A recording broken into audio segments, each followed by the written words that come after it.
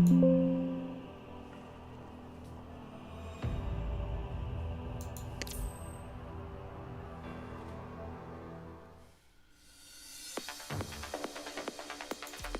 ましたか。いつかあなたに会えなくなった。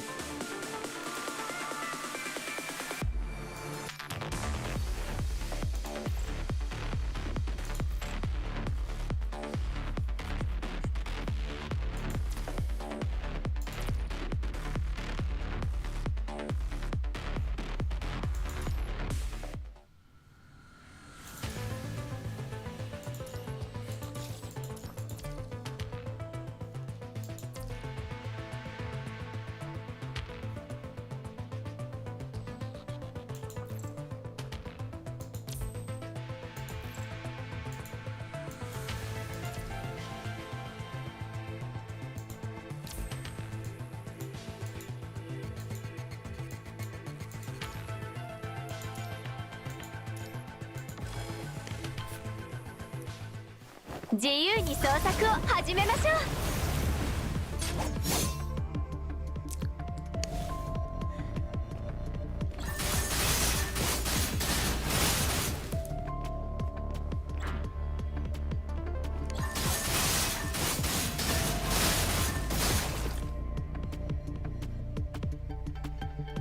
インスピレーションエクスプロージョン。私の神髄見せてあげる。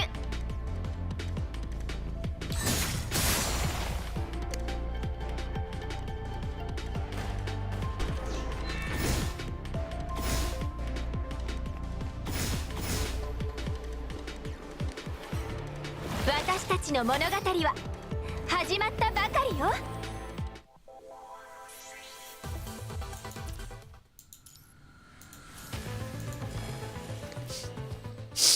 自由に創作を始めましょう。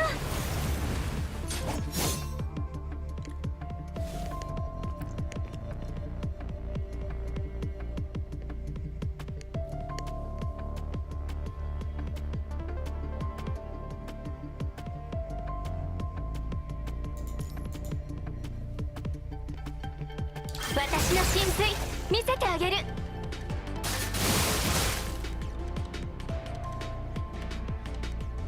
インスピレーションエクスプロージョン。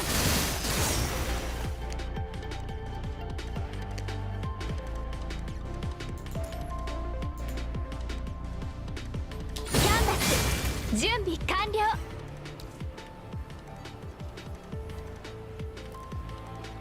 ドローイングタイム。当たれー。この色で未来を塗り替える。イマジネーションに共感しなさい。インスピレーションエクスプロージョン。私の神髄見せて。イマジネーションに共感しなさい。インスピレーション私の神髄見せてあげる。キャンバス準備完了。この色で未来を塗り替える。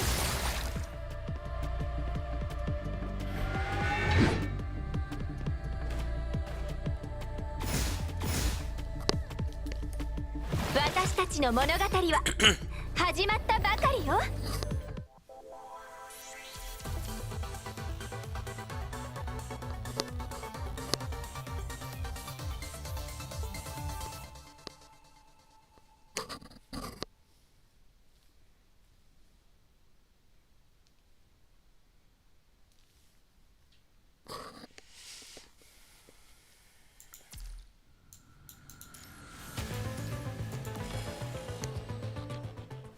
自由に創作を始めましょう。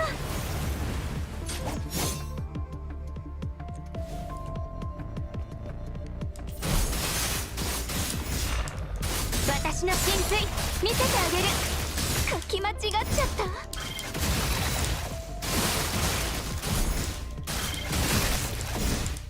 インスピレーションエクスプロキャンバス準備完了。この色で未来を塗り替える。インスピレーションエクスプロージョン。書き間違っちゃった。イマジネーションに共感しなさい。キャンバス準備完了。当たれー。この色で未来を塗り替える。インスピレーションエクスプロージョン。書き間違っちゃった。インスピレーションエクスプロージョン。キャンバス準備完了。咲き誇りなさい。当たれー。この色で未来を塗り替える。イマジネーションに共感。書き間違っちゃった。インスピレーションイマジネーションに共感しなさい。インスピレーションキャンバス準備完了。当たれー。この色で未来を塗り替える。書き間違っちゃった。私の神髄見せてあげる。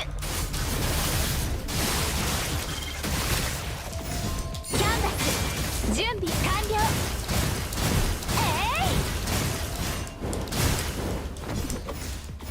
ドローイン。この色で未来を塗り替える。イマジネーションに私のインスピレーション。書き間違っちゃった。イマジネーションに共感しなさい。私の神髄インスピレーションキャンバス準備完了。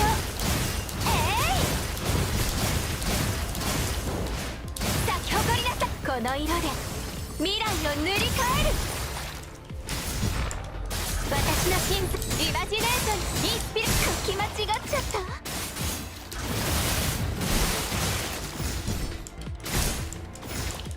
私のキャンバス準備完了。私たちの物語は始まったばかりよ。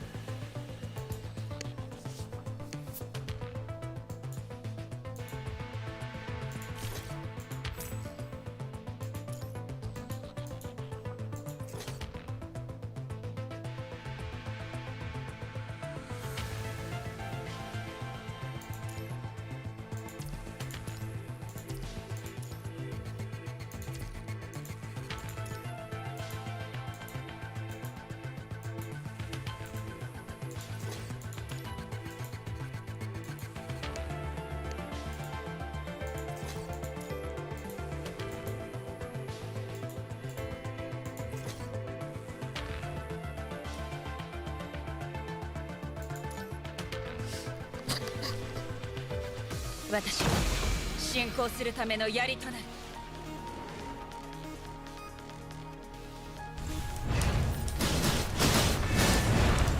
おう、私についてくれ。私もいけます。そうする。立夏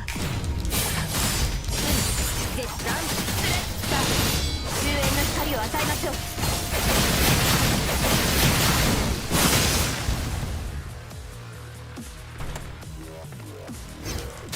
悪夢の終わりをここに宣告します。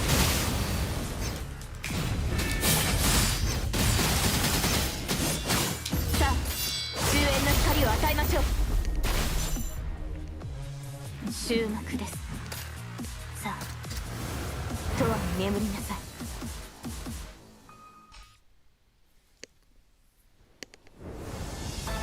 この戦い私を楽しませてほしいものね。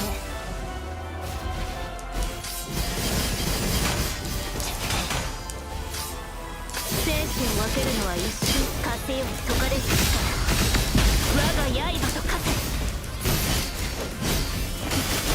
歯応えないわ。生死を分ける宿命の風は私が断ち切る。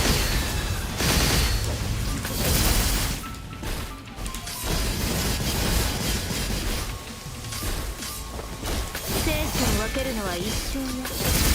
風より解かれる力、我が刃と化せ。歯応えないわ。生死を分けるのは一瞬よ。次に向かうわよ。この勝利は終幕ではないわ。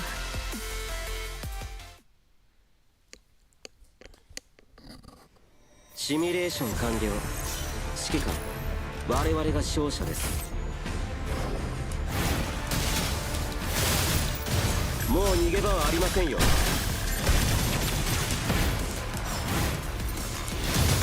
大したことじゃありません。集中しましょう。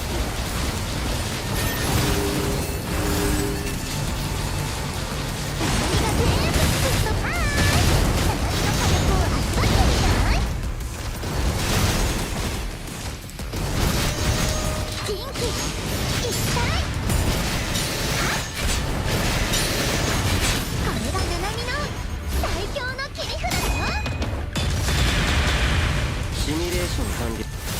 僕の視界からは逃れられませんよ。あなたたちの時間は僕が制する。僕の視界、もう逃げ場はありませんよ。純粋な本能、救いに照らし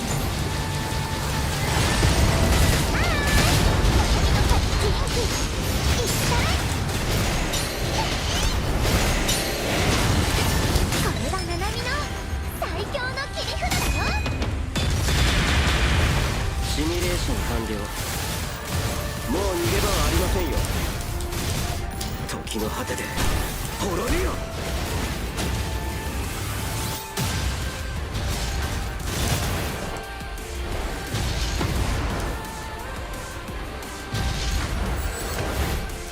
大したことじゃありません。集中しましょう。僕の力、私に任せてください。あなたの生存確率はゼロです。時の果てで滅びよ。元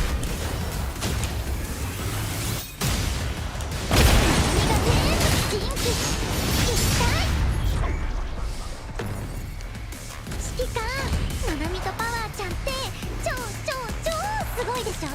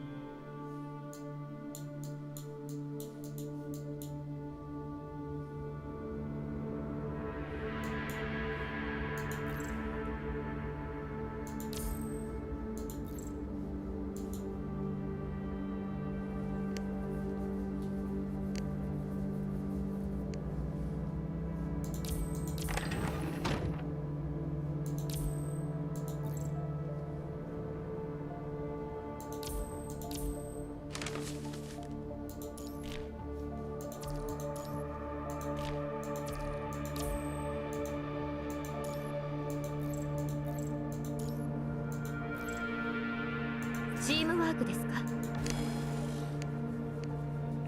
早期理解帰還粛清開始。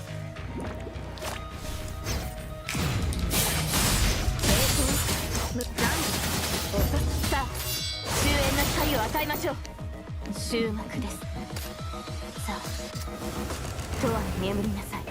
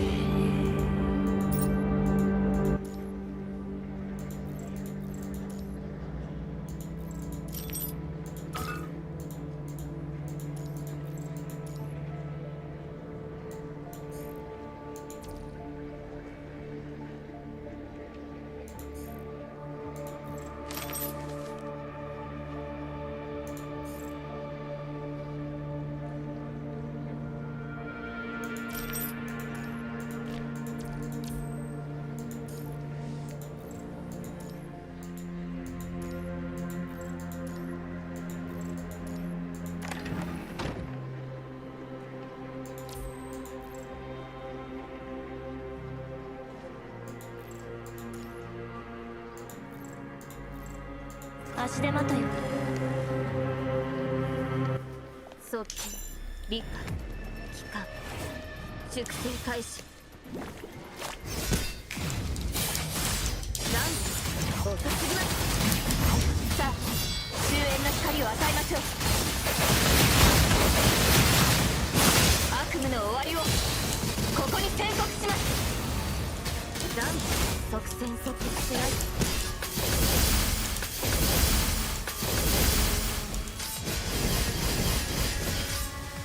生死を分けるのは一瞬ね。風より解かれる力、我が刃と化せ。手加減は無駄な抵抗はやめなさい。宿命の風は私が断ち切る。生死を分けるの隙を作ります。風より解かれる力、我が刃と化せ。無駄な抵抗、宿命の風は私が断ち切る。次に向かうわよ。この勝利が終幕ではないわ。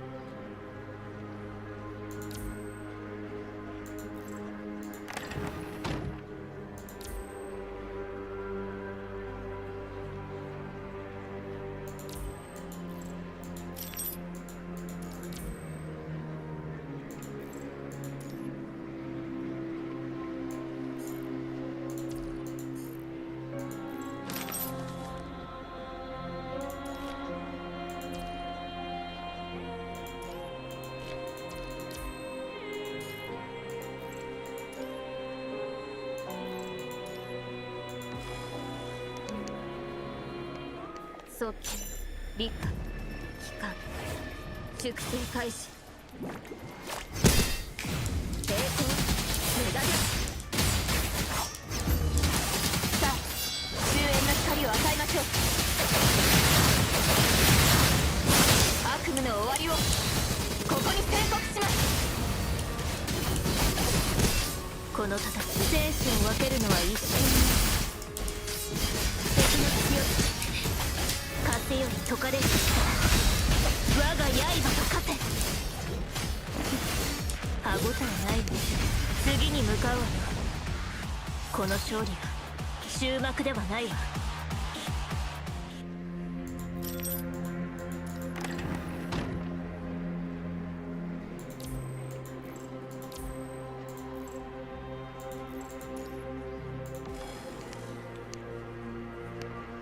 早期理解帰還粛清開始。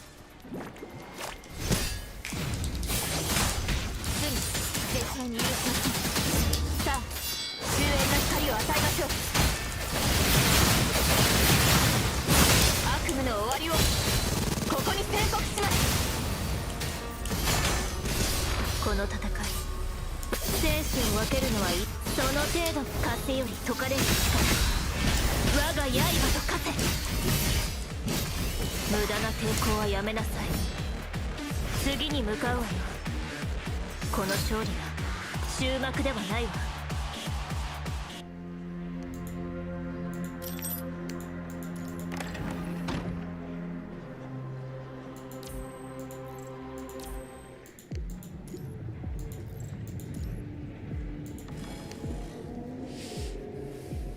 早期理科機関粛清開始。冷凍無駄です。さあ終焉の光を与えましょう。悪夢の終わりをここに宣告します。この戦い、生死を分けるのは一瞬よ。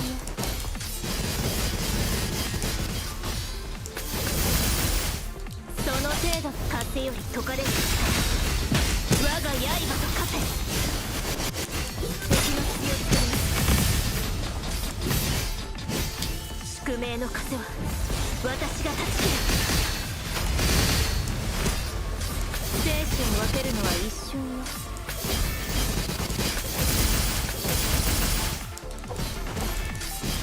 風より解かれる力、我が刃と化せ。生死を分ける顎と敵の隙をつけます。宿命の風は私が断ち切る。そう理科乱舞おっくり絶対冷凍。さあ終焉の光を与えましょう。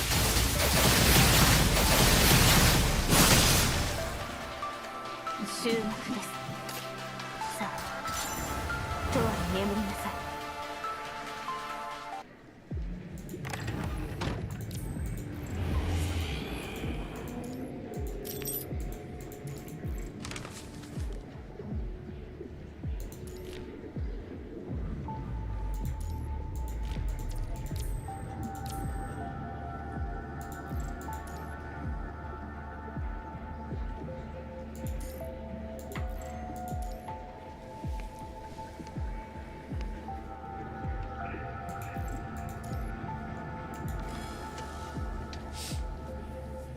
早期理科機関粛清開始。乱舞遅すぎます。さあ終焉の光を与えましょう。悪夢の終わりをここに宣告します。この戦い、生死を分けるのは一瞬よ。敵の隙を作ります。生死を分ける風より解かれる力、我が刃と化せ。歯応えないわ。生死を分けるのはいい。次に向かうわよ。この勝利が終幕ではないわ。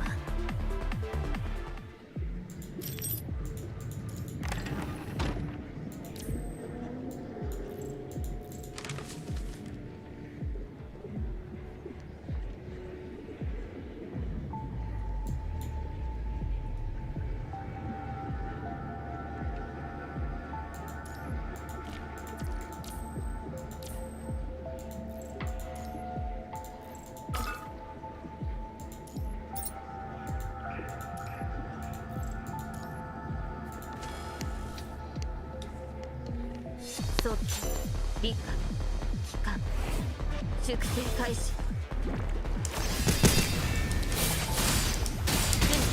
絶対に許しません。さあ終焉の光を与えましょう。悪夢の終わりをここに宣告します。この戦い、私を楽しませてほしいものね。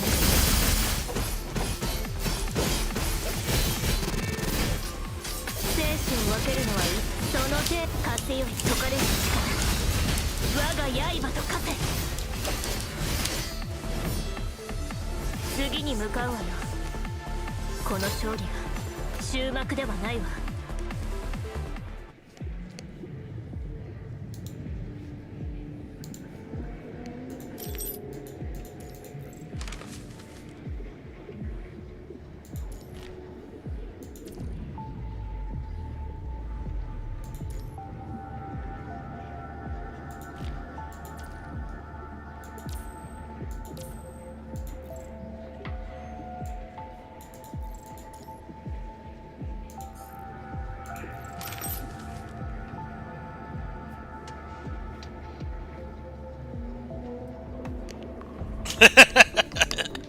What's up, Alvi?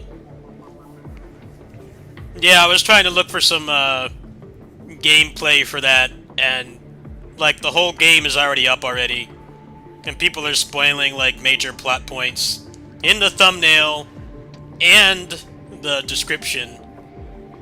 So yeah, if you're gonna play that game, you're kind of gonna have to like uninstall YouTube off your phone, or I don't know, go on a burner account or something.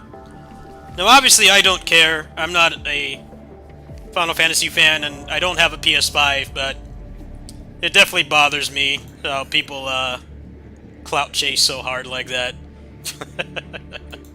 I'm like, dude, everybody and their cat's gonna be uploading this game. Like, it's fine if you want to play it, but like, don't just outright ruin the experience for everyone else. That's not cool. Actually, really bothers me. It's fine if it's the thumbnail, I guess, because I've done stuff like that too. Like, I'll put up like the final boss and ending, and sometimes it'll just appear, but people do it blatantly.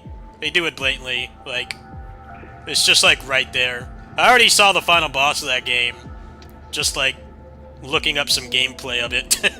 I won't talk about spoilers or anything, but yeah, it's pretty bad.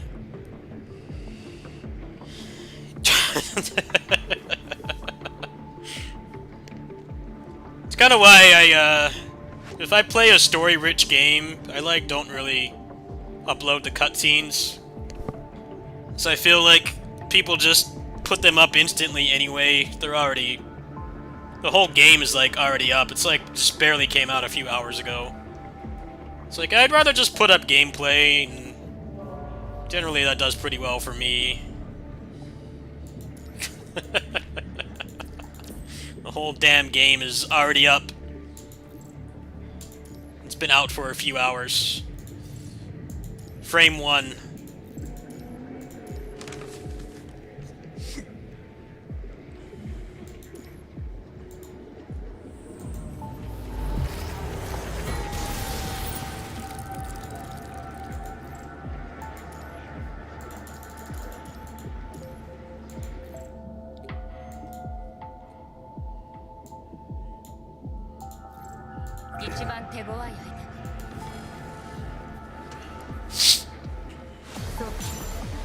I feel bad for anybody streaming that game, because there's going to be someone that's going to ruin the experience for them. It's imminent. You can't avoid it. Somebody's going to tell you, hey, Darth Vader is Luke's father. I'm like, cool, I didn't want to know that. Thanks, I guess. Cool. Do you feel better spoiling the game? Like,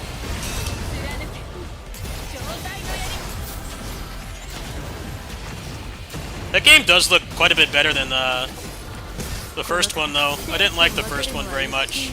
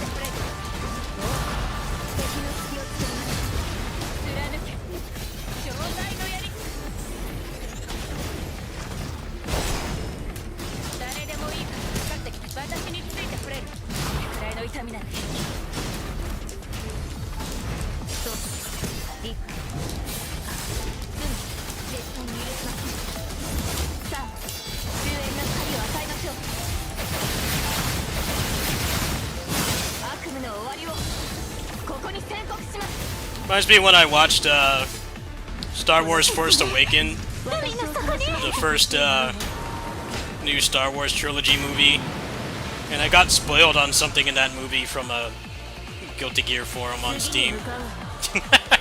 I don't really care. I'm definitely not as into Star Wars as I was when I was a kid, but like, man, you just you want to watch or play a piece of media, you just kind of just can't be online anymore. You have to like stop being online. Go on like a different Twitter account or something just to avoid drive-by spoilers if it bothers you that much.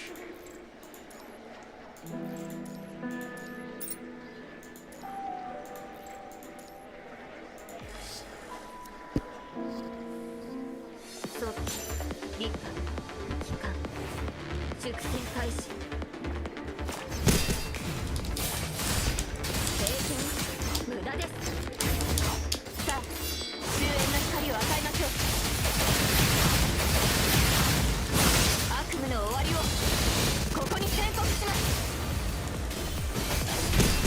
この私を楽しませてほしいものねその手全力でかかって風より解かれる我が刃と化せ無駄な抵抗はやめなさい生死を歯ごたえ的な気をして次に向かうわよこの勝利は終幕ではないわ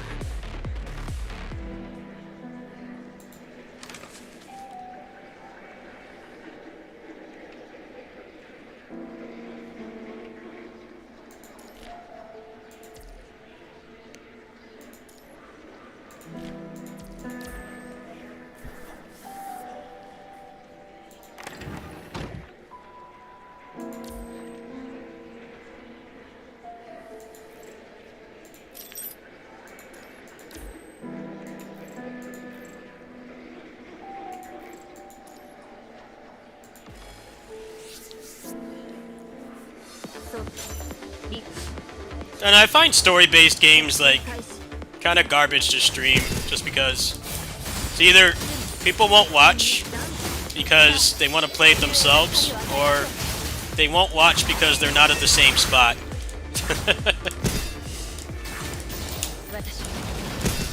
Like, I kind of was like that when Metroid Dread came out, because I waited 20 years for that game. That was one of the few times I actually cared about story. I didn't want to watch anyone stream it. It's also like a really big time commitment to watch story-based games instead of just like stuff like this, which is just kind of, you know, just pure gameplay, because it's hours and hours of cutscenes. And that's not a bad thing. It can be fun to experience that with your community, but it's like watching several feature-length movies worth of cutscenes, and people feel not included. They feel like they miss out if they can't catch your streams, and especially for games like that, people will go like 6 to 8 hours a night. You know, they might not have time to watch or only catch one part of it. I find games like this are kind of nice to stream. That's because it's not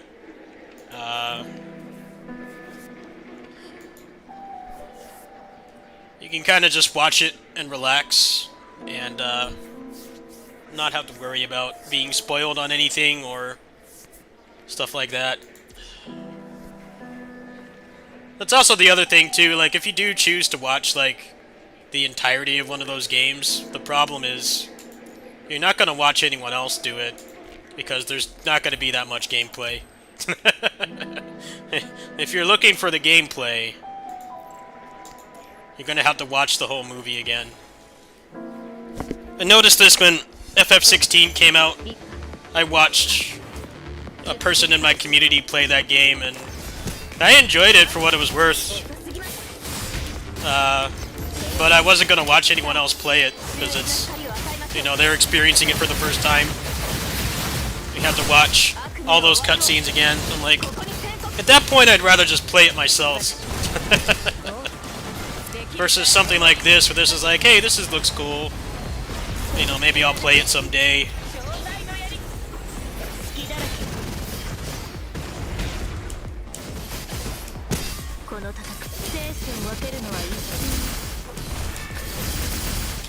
風より解かれる我が刃と化せ無駄な抵抗宿命の風は私が断ち切る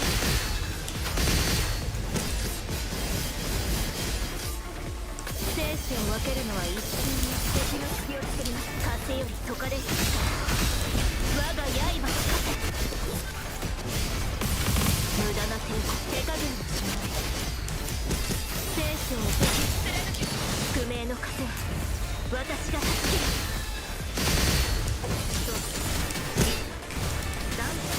遅すぎますさあ終焉の光を与えましょう悪夢の終わりをここに宣告します私についてくるくらいの痛みなら平気敵の隙をつくり貫け壮大の槍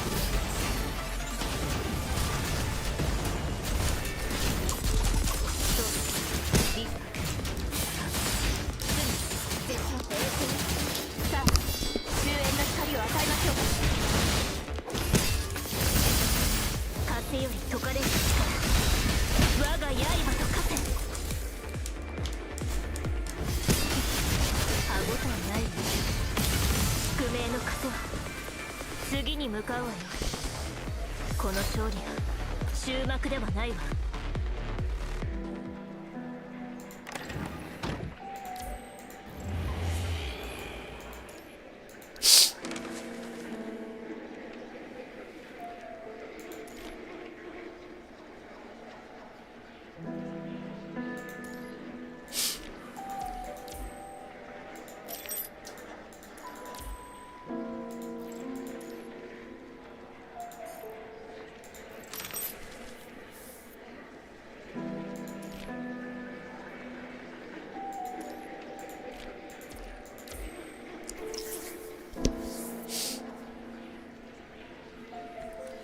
Yeah, story-based games are actually not that great to stream.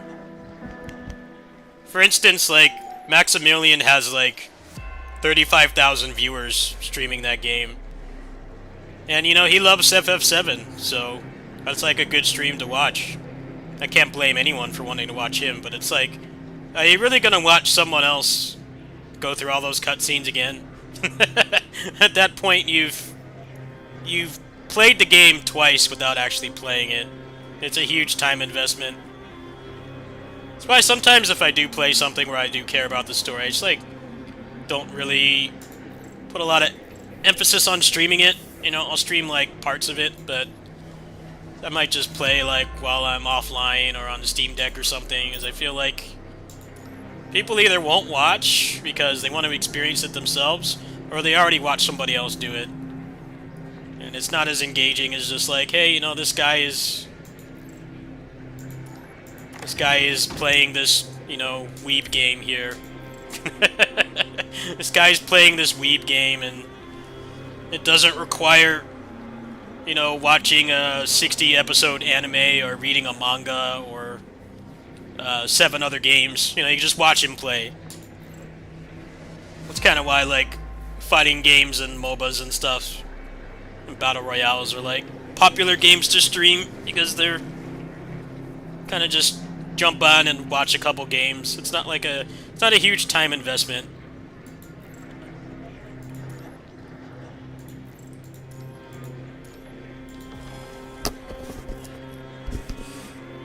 So, 立夏、帰還、粛清開始。絶対に許しません。さあ、終焉の光を与えましょう。 Yeah, I was watching some of his stream earlier. I hope he doesn't get spoiled. He's waited a really long time for that game, but I'm like, man, I can't even imagine being that excited for a story of something and having, like, that many people watch your stuff. It only takes one person. He has pretty good mods, but I have a feeling it's gonna happen. Somebody's gonna come in and try to ruin his experience, I'm sure. It's inevitable. I don't know if his mods will be able to catch it before he sees it.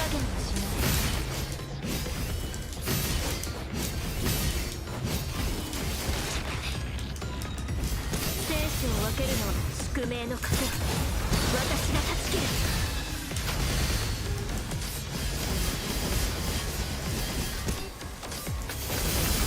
風より解かれる力。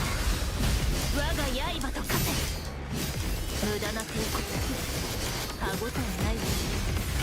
宿命の糧は私が断ち切る。そう一歩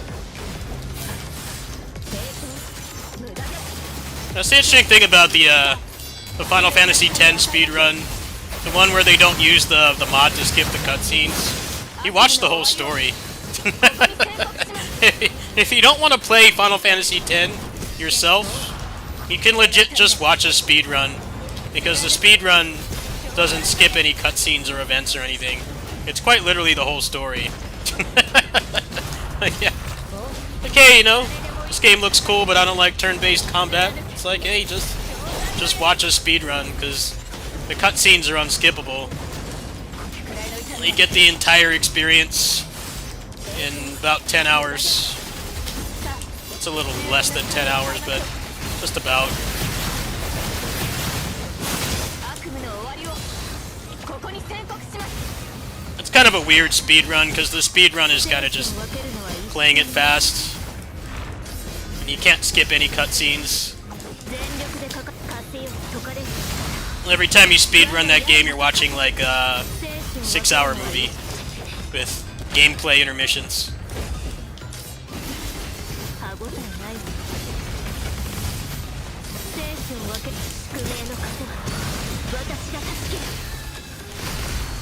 そう一歩絶対に許しません。さあ終焉な光を与えましょう。悪夢の終わりをここに宣告します。私は貫け常在の槍。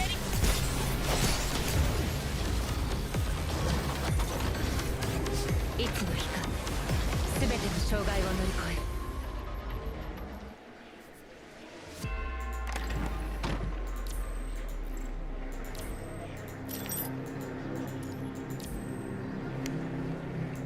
I gotta go deliver something to my neighbor. I'll be right back. Gonna go ahead and just leave it on the title screen here. I'll be right back.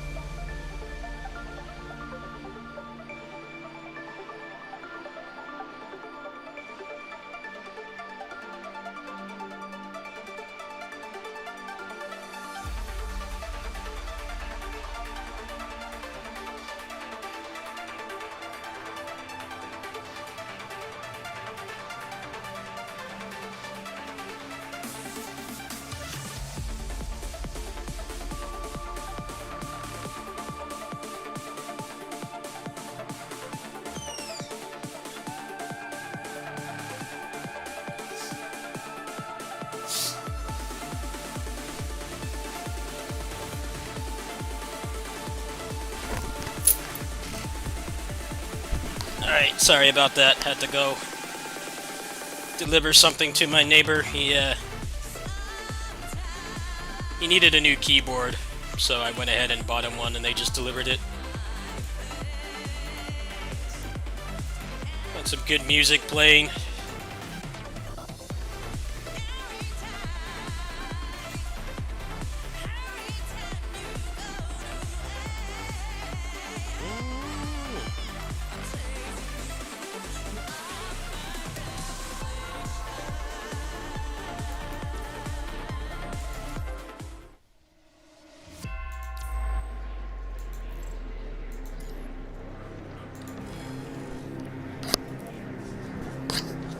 そう理解さあ熟成開始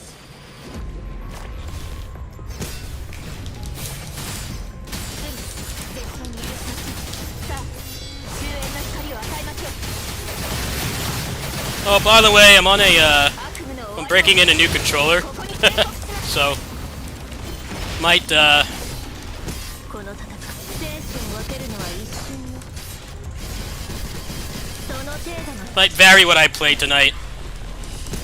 全風より解かれる I got a new controller, 'cause the other one was, L1 button was really acting up, which is a really bad thing for this game. 手加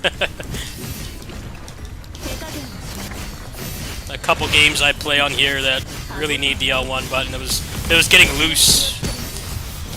宿命の風は私が助ける I 次 got の a 向 new かう new controller. この勝利が終幕ではないわ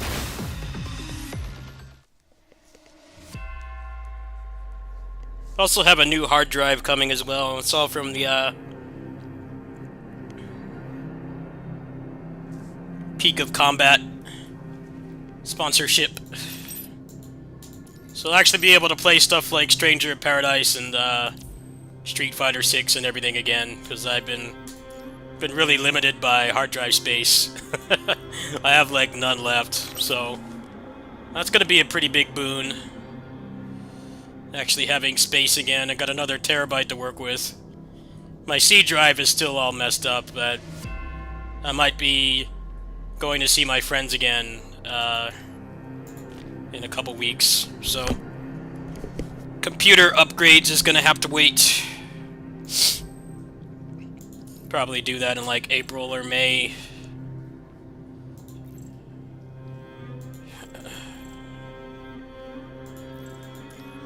Yeah, I saw that they released their 1.0. I haven't gotten around to it yet. Been busy today. 理解期間熟成開始ダンス遅すぎますさあ終焉の光を与えましょう悪夢の終わりをここに宣告しますこの戦いその程度の生死を分けるのは一瞬全力で風より解かれる我が刃と化せ無駄な抵抗手加減はしない生死を分けるのは一瞬よ宿命の風は私が助けるそう理解成功ダンスボツンさあ終焉の光を与えましょう悪夢の終わりをここに宣告します私は進行するためのやり方をできると思って貫け強大のや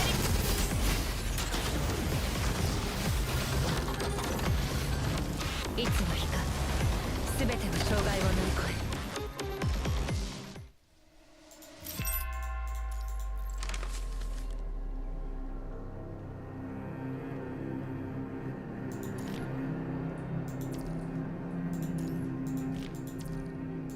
What's the new weapon? I haven't seen anything on it yet.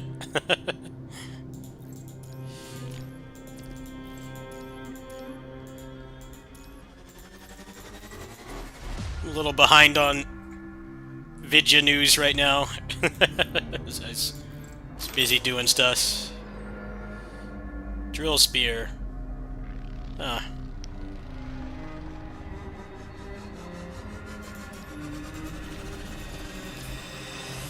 Actually, the Vidya news I know is that the entirety of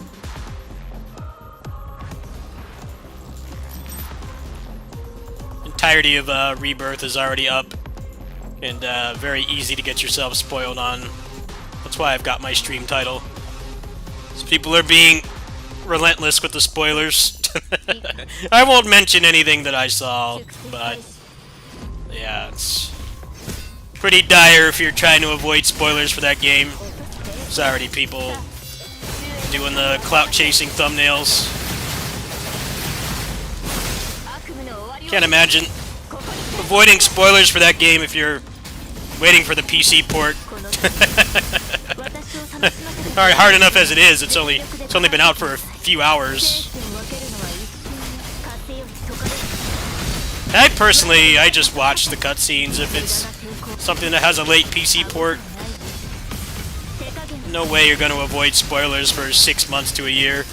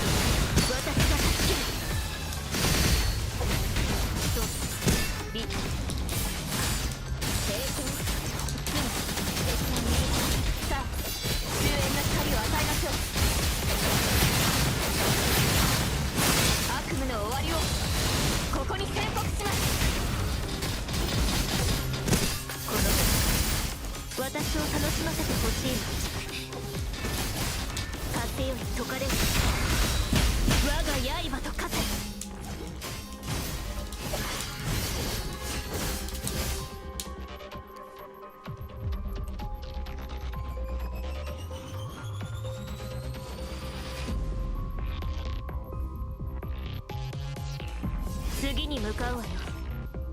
この勝利が終幕ではないわ。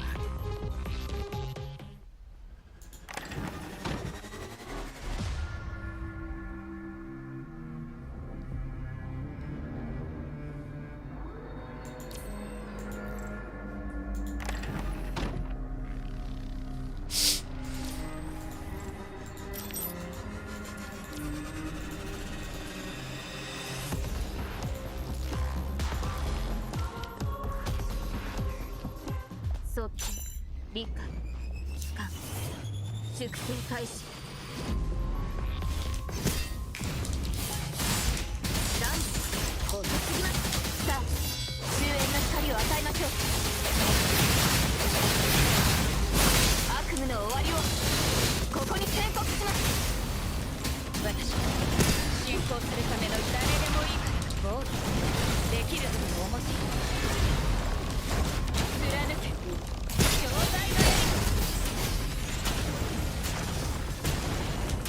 誰でもいいからかかってきなさい。私についてくれる。その程度の全力でかかってきなさい。生死を分けるのは一瞬。全力風より解かれる我が刃と風宿命の風私が助ける。生死を分けるのは一瞬ね。風より解かれる力我が刃と風手加減のしない無駄な抵抗はやめなさい。生死を分けるのは一瞬ね。歯応えないわ。宿命の風は私が断ち切る。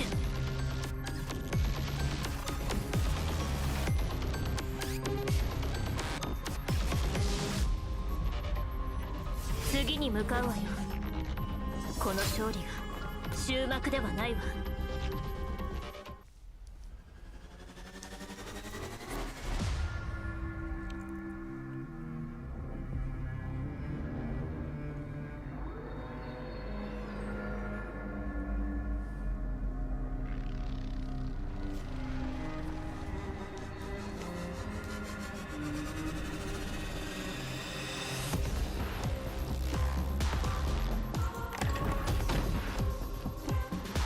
Well, it's more that greedy content creators just put up the whole game frame one, and they spoil everything in the thumbnail. And it's like, it's unavoidable for people that care. I personally don't care. I'm more about just wanting to see the gameplay. I'm not a big story guy, but it's getting pretty out of hand. I already saw the final boss to Rebirth just looking for gameplay earlier. Obviously it doesn't bother me, but a lot of people get really upset over that. 熟成開始 Some people have no shame. They want to be the first to upload the cutscenes. 終焉の光を与えましょう Need those cutscenes up frame one. ここに宣告します This happens with every big game. There's always people that like try to clout chase and put up spoilers and stuff.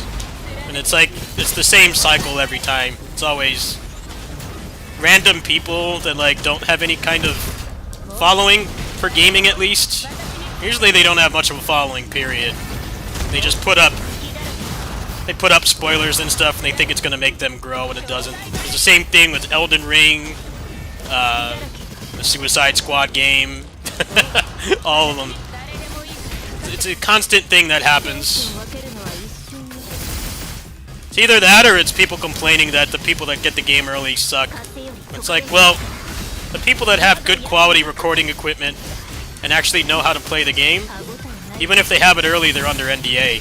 They can't show anything from it unless they're given very express permission, which, in my experience as a content creator, they generally lock it down completely. They don't want you to show anything. So the people that get it early will like barely know how to hold a controller. It's gonna be painful to watch. But it like happens every time that there's a big game. It's like this is a cycle that's been going on for a good decade plus now. You can't expect the randos that get the games early to give you what you want, which is high-level gameplay or 無駄な宿 good 命の quality. 私 You have to wait for people that are under NDA to be done with the game before you get that. 分けるのは一瞬にさあ終焉の光を与えましょう悪夢の終わりをここに宣告しますこの戦い私を楽しませてほしい Hey, don't spoil the game for people. That's not cool. I don't care, but I don't want somebody watching a VOD to get mad at me 次に because 向かうわよ somebody did a spoiler. この勝利が終幕ではないわ There you go. You can still talk. Just don't talk about the game. I don't give two shits at all. I just don't want stuff flung at me because I had a spoiler in here. It's not your fault, man. People take this stuff a little bit too seriously. But there you go. You can still talk, man. No hard feelings.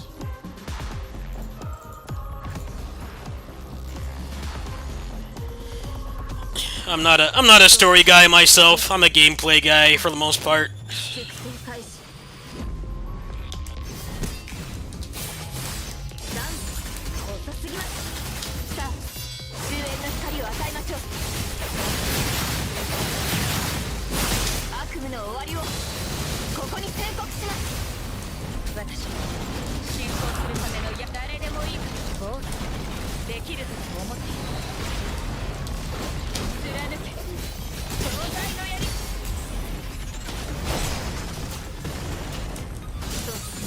一回成功無駄です You're not on timeout, by the way. I'm not even mad at you. It's just I gotta protect myself from randos coming in and saying how dare you spoil this game. ここに宣告 I couldn't care less. I just don't want my channel to be under target for spoiling a 貫け new game.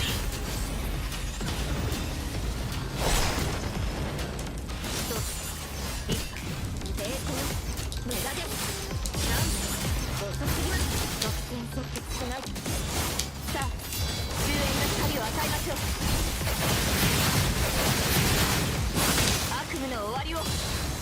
に宣告します。私は防御できたくらいの貫け状態のやり。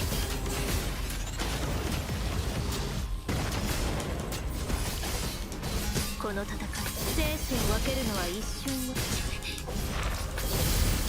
その程度の抵抗なの。生死を分けるのは勝手より解かれる。我が刃と勝て。歯応えないわ。宿命の風は私が断ち切る。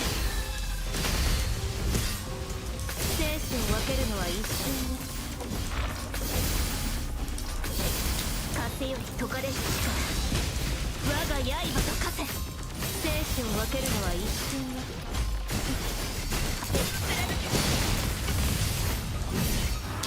宿命の風は私が断ち切る。そうリック絶対に平行無駄です。さあ終焉の光を与えましょう。悪夢の終わりをここに宣告します。この生死を分けるのは一瞬よ。風より解かれる力、我が刃と勝て。歯応えないわ。生死を分け宿命の風は私が断ち切る。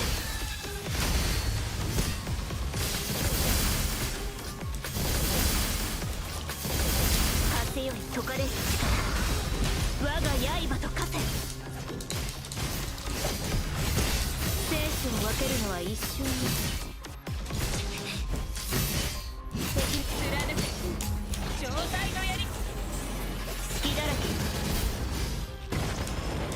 私についてくれる。おうできるとでも思っている。平等ダンスおつさあ終焉の光を与えましょう。悪夢の終わりをここに宣告します。こっち生死を分ける風より解かれる力、我が刃と勝て。生死を分けるのは私の結末はこんなものだ。絶品平特設さあ終焉の光を与えましょう。Yeah. I think the interesting thing about Final Fantasy is the old ones have aged so much better. Anything past 6 has aged like way worse compared to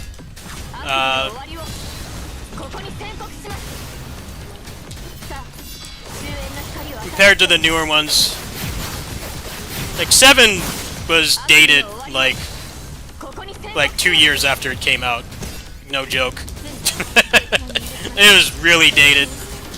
And I remember when that game came out, and I'm like, you know, the pixel art games at the time were like way better looking, and they've aged better. But like the old ones, like the 16-bit ones, kind of have like a timeless quality to them. 7 is just a product of its time. Early 3D was really rough. Trying to make a big game like that with all those limitations was hard. But then, like, the community around Final Fantasy was weird. Like, oh, we don't want the game to be remade. I'm like, dude, you guys have been begging for this game to be remade for years, and they're giving it to you. And people are like, oh, well, it's too different now. It's like, well, you know, if you want the old game, it's still there. It hasn't gone anywhere. The old game is still there. I'm not gonna make a AAA turn-based RPG in 2020. It's just not financially responsible to do that.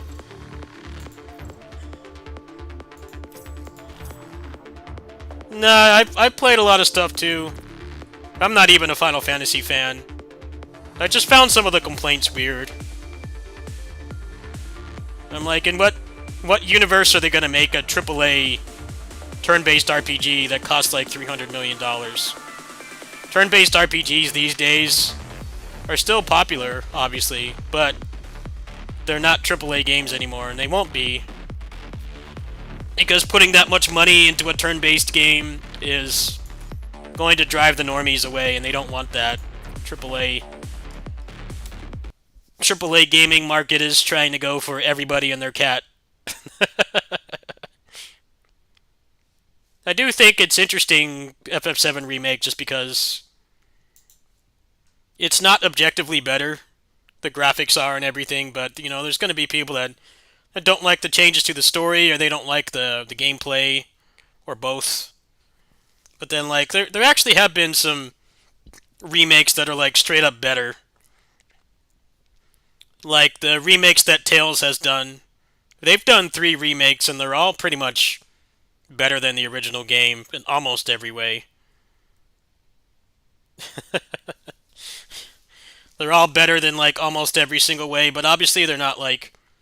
those games weren't going for AAA production values. It's like, hey, here's a smaller JRPG that's just as much as beloved as, you know, FF7, but, you know, we're not going to put, like, insane amount of money into it. We're just going to make the graphics and gameplay better and polish it up and make, like, maybe some minor changes to the story.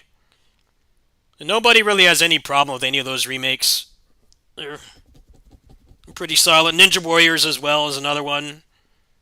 That's like one of the best remakes I've ever played, because it doesn't mess with the gameplay that much. It adds new stuff, but like it still plays pretty much the same. So I wouldn't say it outright replaces the original, because there are still differences, but it is pretty much better. But with like story-rich games and games that are originally turn-based, I feel like it's way harder to please everybody. It's kind of impossible, actually.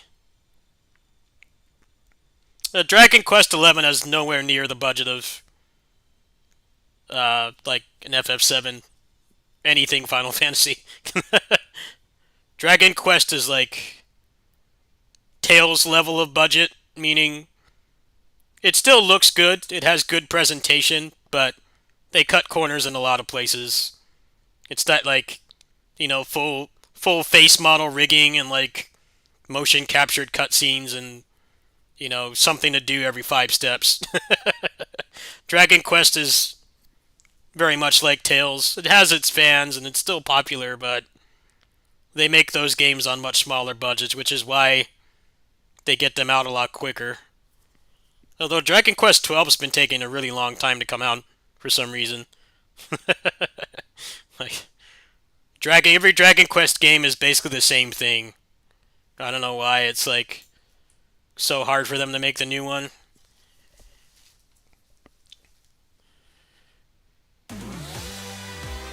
Do they have the balls to try to drastically change Dragon Quest?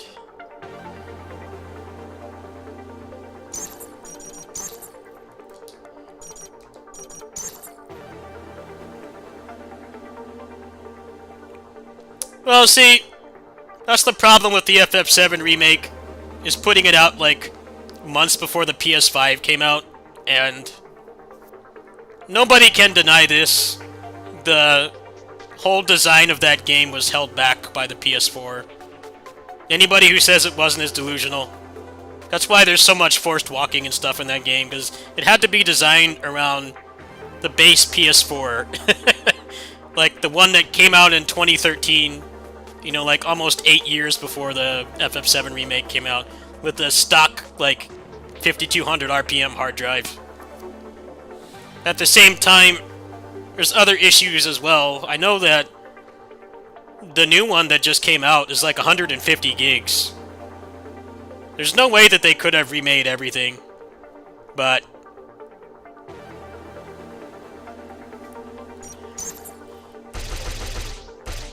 yeah, a lot of people feel that way about the game. I feel like it went through development hell. You know, they had CyberConnect 2 working on that game for like a while, and then they scrapped everything and then started again.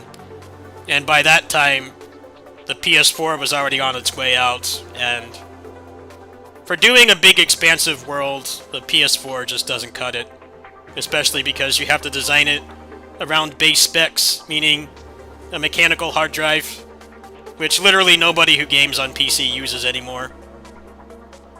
Nobody puts their games on a hard drive unless it's like a Super Nintendo or PS1 ROM or something. Where like an SSD is not going to make any difference. But for like modern games, nobody puts games on hard drives anymore. But they had to design a game around that, which really sucks. There's no way that they could have done past the first part of Remake on PS4.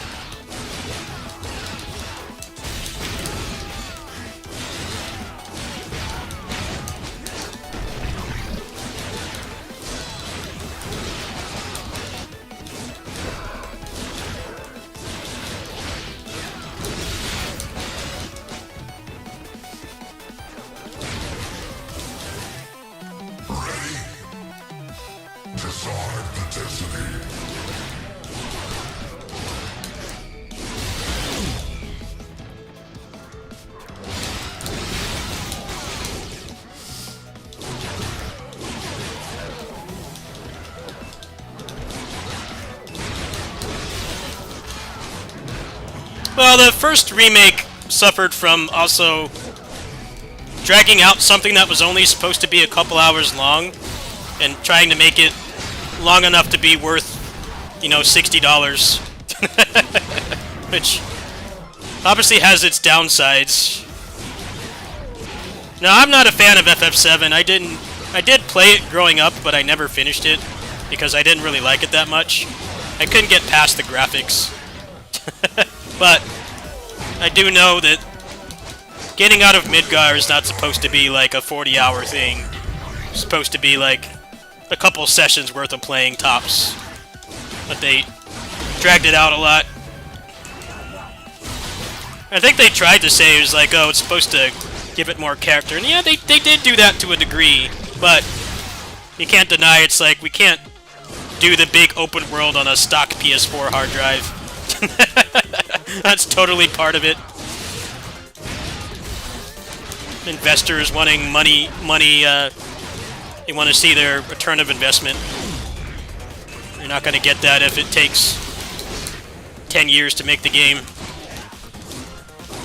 But yeah, the combat in the new one looks quite a bit better. I was watching some gameplay of it last night.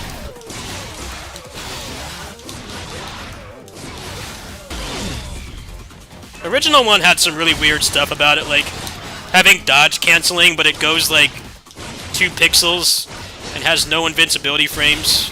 And now they have like a parry and like air combos and stuff in it. It actually looks pretty good. Not something I'd go buy a PS5 for, but better than it was.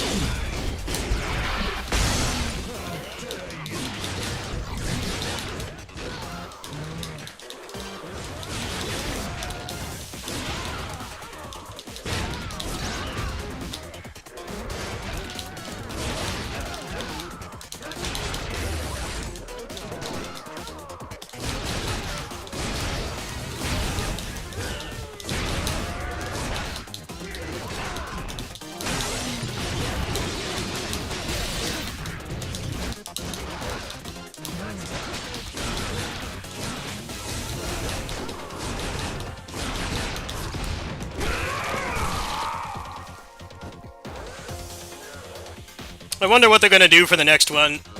The next one will probably be cross-gen, but if it takes another 4 years to come out, it's probably going to be PS5 and PS6 cross-gen.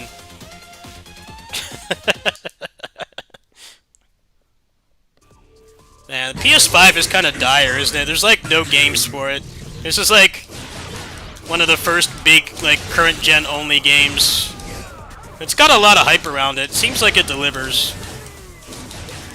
It's just interesting in retrospect, because, like, people were legit trampling each other over trying to get a PS5, and there were no games for it. And it's been, like, 3 years since it came out, and there's still no games for it. Nothing, just been nothing to play on it. Rebirth is like one of the first like actual things that's like, you know, hey, they can't do this on last gen.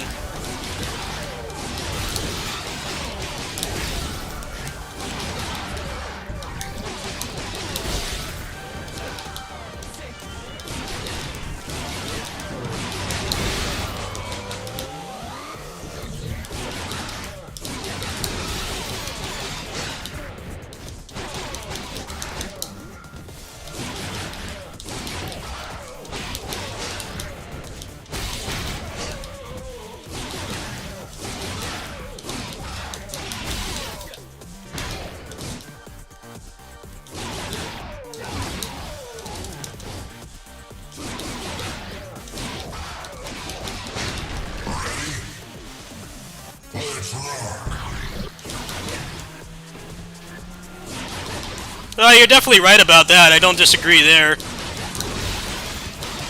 There's been people posting comparison screenshots between Arkham Knight and Suicide Squad, and Arkham Knight looks better. Did you know the Suicide Squad game has like 500 concurrent players right now on Steam? That game is completely bombed. It's hilarious how Grand Blue Relink, which is like a Japanese game based on a mobile game that nobody plays over here or even has heard of. That game is getting like peak Monster Hunter World numbers. It's getting like peak Monster Hunter World numbers. Completely unknown franchise, and like a game with Batman and Green Lantern and the Flash in it, who are like superheroes that have been around for like generations. No one's playing that game.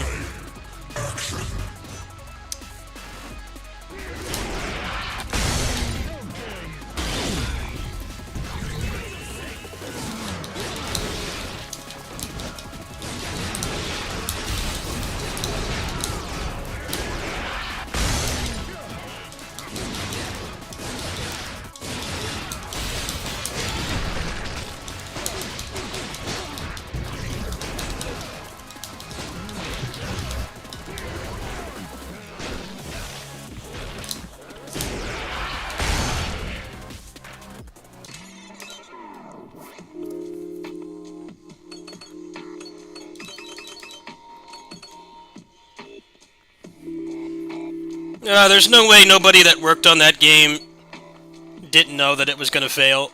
I think they were all working on that game knowing that it was going to bomb.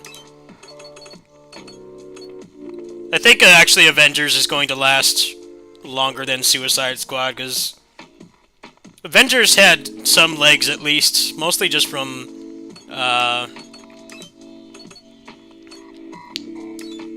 the PS5 version.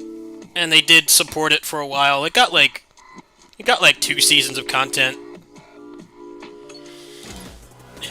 But yeah, Suicide Squad is probably not going to make it past whatever they planned.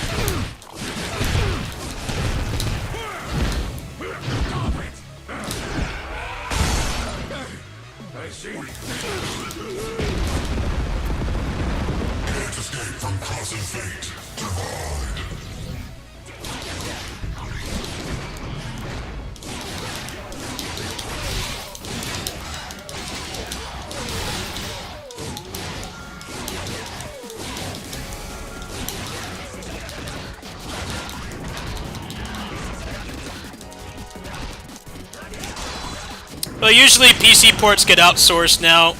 They don't do it themselves. And they have porting teams that shit the bed. Arkham Knight, perfect example. They ported that game from Iron Galaxy. And people have like come out and said since that they gave them like no time to put it out because they wanted a day one port. We all know how that was a disaster.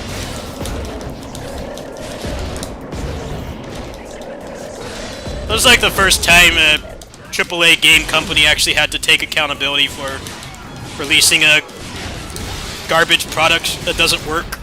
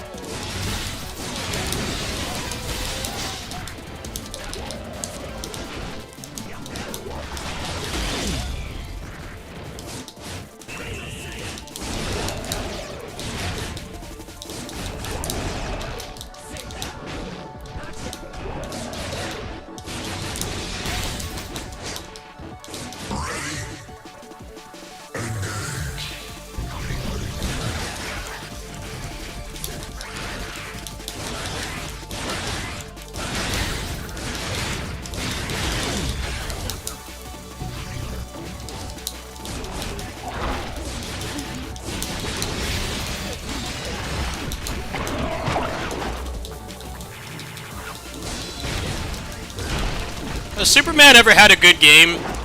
I don't think Superman has ever had a good game. I think out of all the normie American superheroes, he's had it the worst.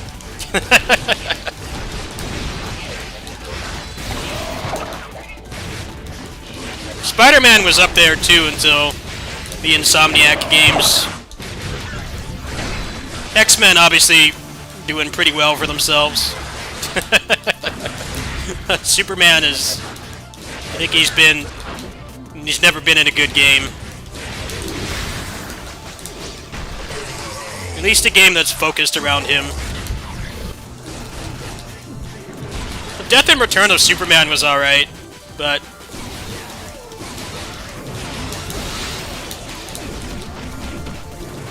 it's also kind of just a generic beat-em-up. And even back then, Final Fight 3 and Turtles were like way better, gameplay-wise, and didn't drag on as long. Death and Return of Superman drags on, like, forever.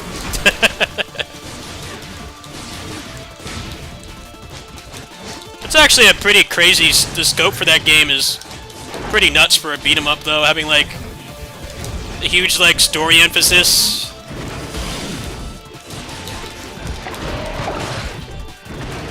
Like multiple playable characters and cutscenes and stuff. Like you don't even get that now.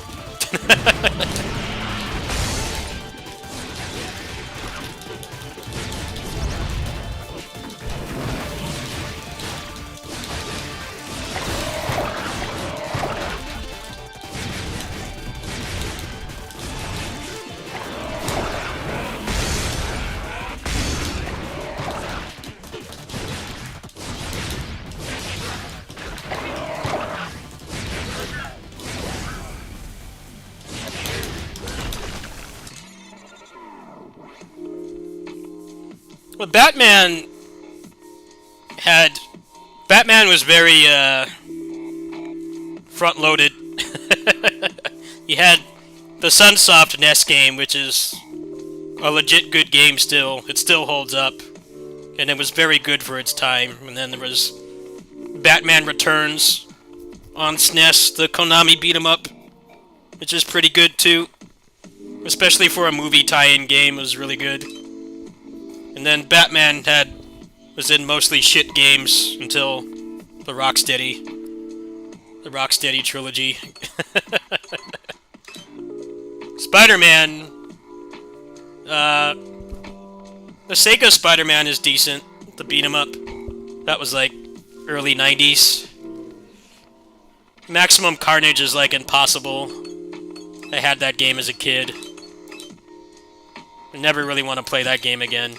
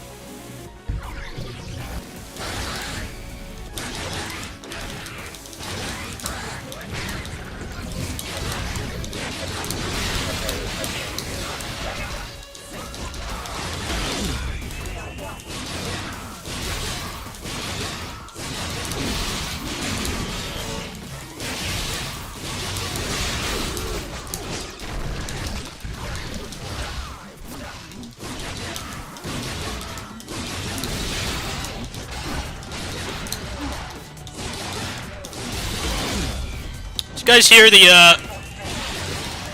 Raw Thrills Turtles beat 'em up is coming to console? Who asked for that? Especially after Shredder's Revenge. Shredder's Revenge is already like not that great mechanically. They're putting the Raw Thrills game out. I'm like, who asked for that? Terrible timing.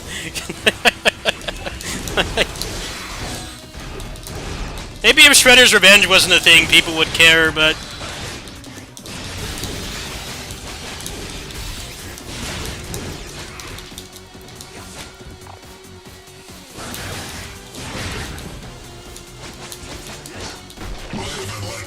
I don't know. I don't know if even kids will want to play that.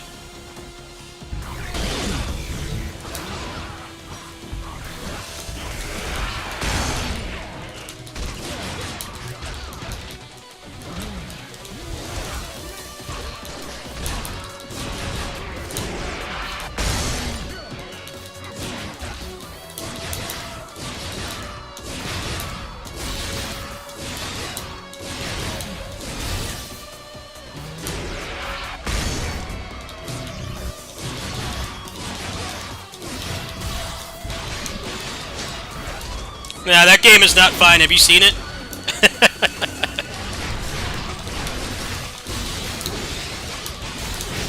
Actually, the Rusty's Pizza a couple miles away has that game.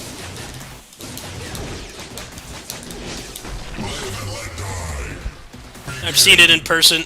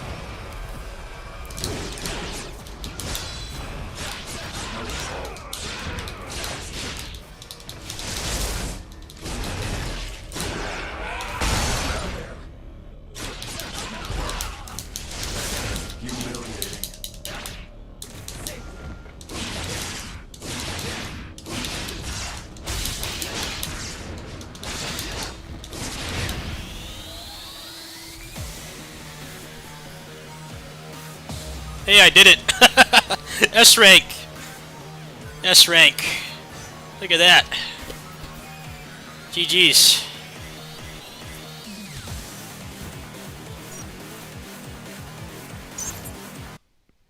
Well, there's the whole bloody palace. GG's.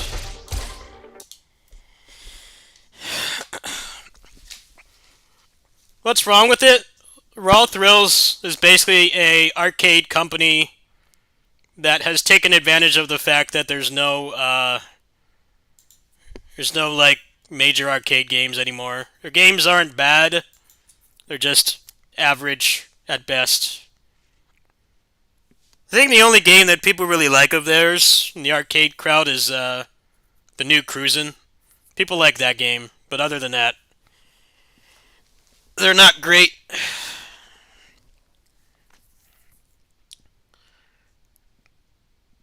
But Raw Thrills is pretty much the only thing that keeps arcades alive these days because of all the politics around arcade games are kind of awkward. Namely, the fact that they're all on like Denuvo type DRM that you can't get over here.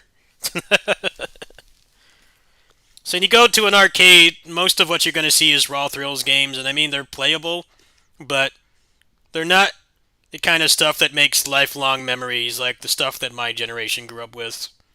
Those days are pretty much gone. Raw Thrills has pretty much come in and they make sure that there's arcade cabinets to look at, but they're just not as good as stuff from 15, 20, 30 years ago, which is pretty sad that they can't even get close.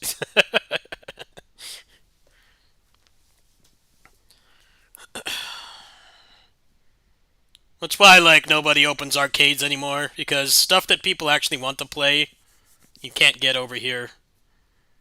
Hexa Arcadia is supposedly, like, really expensive. That's what I'm hearing, anyway. I'm hearing it's, like, insanely expensive, so it's still out of the price range of, like, a bowling alley or a movie theater. The Raw Thrills games are they're just offensively average. They're not terrible. There's worse Japanese arcade games that you could play, but they're like the only thing you can find anymore. I think a lot of the problem as well was that arcade games aren't on PCBs anymore. They're basically on like low to mid-range computers, and they have a lot of performance issues. Like Time Crisis 5 is a perfect example. Time Crisis 5 came out literally a decade after 4. And the whole reason that they made Time Crisis 5 was because people were begging them to make a new one, because Time Crisis games have made an insane amount of money.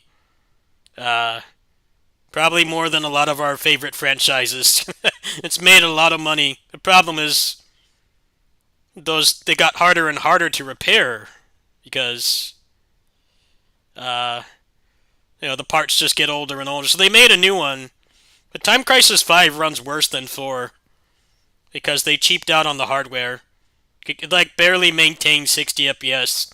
It lags constantly. The frame rate drops are awful. And compared to this is coming from somebody that could 1cc a decent chunk of those games 1 through 4. I could do like 2 and 4. I think I could do 3 as well. That game is just a downgrade. It looks nicer. It's got more modernized graphics, but it runs terribly. And a lot of that is because it's on a computer. It's like if you took like your grandma's hand-me-down computer that she got like 15 years ago and then just turned it into an arcade cabinet and never updated it. That's essentially what it is.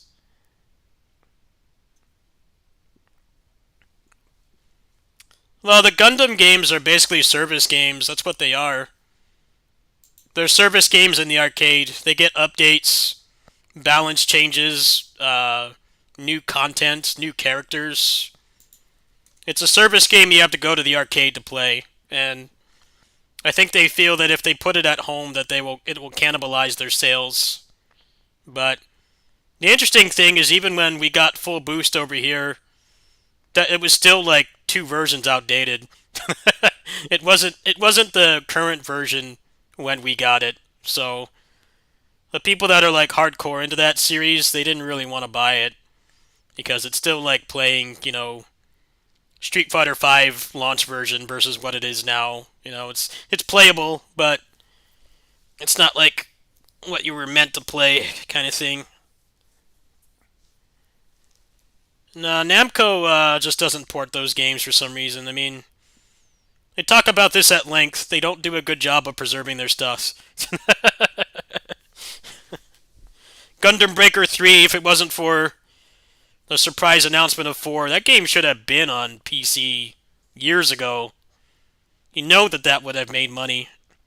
The Tales series as well, they do a really bad job of maintaining it. But the Versus games is totally, like those games are like the only ones that really keep the arcade active anymore. I mean, they have Street Fighter V arcade. That has an arcade port. But I think Extreme Versus 2 is like the arcades have been dying like even before the pandemic, but then the pandemic basically made them extinct, and Versus 2 is like one of the biggest money makers because it really is a service game. It's no different than like Fortnite or Apex or League or anything, like I don't know how often they update, but they update regularly and they add like new stuff. So it's a service game that you have to leave your house to play. And it makes them a lot of money, and I think part of it is the politics around like, hey, if you put this on PS5, people aren't going to come to the arcade anymore, which I can kind of agree with, but at the same time, I used to have like all the arcade games on Dreamcast, and I would still go to the arcade just because you can't have like 20 people in your house playing the game. The arcade is a public place. But yeah. Raw Thrills is basically they came in to kind of just take the market of of arcade games because there isn't an alternative. There hasn't been one for a while.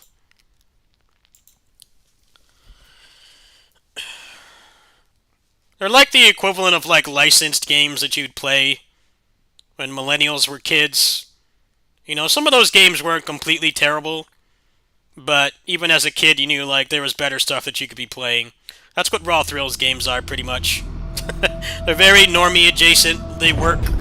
They're functional, but they're not the kind of thing you'd really be super hyped to play. You're not going to have the wow factor of like seeing like X-Men vs. Street Fighter in the arcade.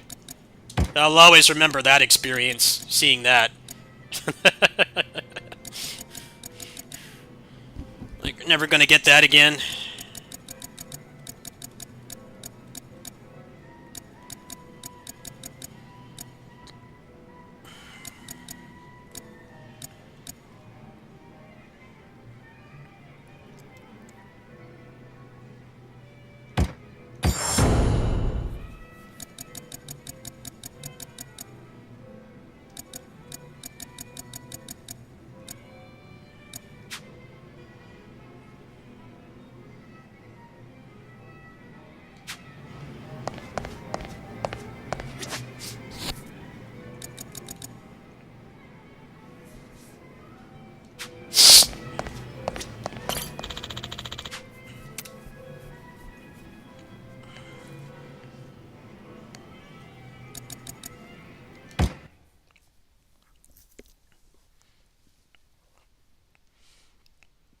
Also, there was a problem with arcade politics where I don't think Tekken 7, because that was originally an arcade game, right? Tekken 7 was originally a Japanese arcade game, and we didn't get any means to play that game at all until it came out on console, which was like, I think like a year or two later. From what I understand, the arcade version of Tekken 7 didn't get the DLC characters until way later. And I feel like that whole fiasco is probably why they don't want to bring Versus 2 over here. Because I think arcade owners were pretty pissed. Because it was like the home version was legit better, right? You pay a flat fee. You don't have to pay gas or bus fare or whatever to go. And you had more characters. Now, personally, I would argue if I lived in Japan and I was a Tekken player, I would still go to the arcade, because apparently it's not a very well-kept secret that Tekken 7 netcode was not great. So actually being able to play people in person in a public place and not have to deal with bad netcode would still be a selling point. But it can't be denied that a huge chunk of the content just wasn't there. I don't remember exactly how long it took, but I do remember hearing that it took a while for the DLC to come to the arcade version. And like, arcades don't have that many big games that really can get people out of the house anymore. Extreme Versus 2 and like Maximum Tune are like probably the two biggest ones. Mario Kart and Initial D for a while, and Initial D still going strong. But Mario Kart kind of got power crept by 8 on Switch, which has like way more content, and it's a flat fee outside of paying for Switch Online. I feel like arcade owners would be really pissed if they ported it Versus 2, because it's like one of the main reasons to get people to go out of the house and play a video game anymore.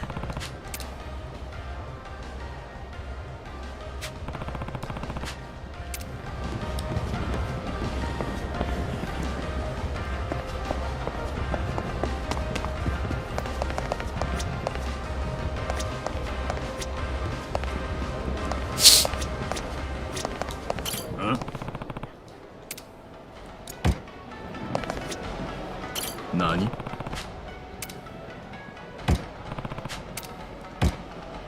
つもありがとね。ありがとうございます。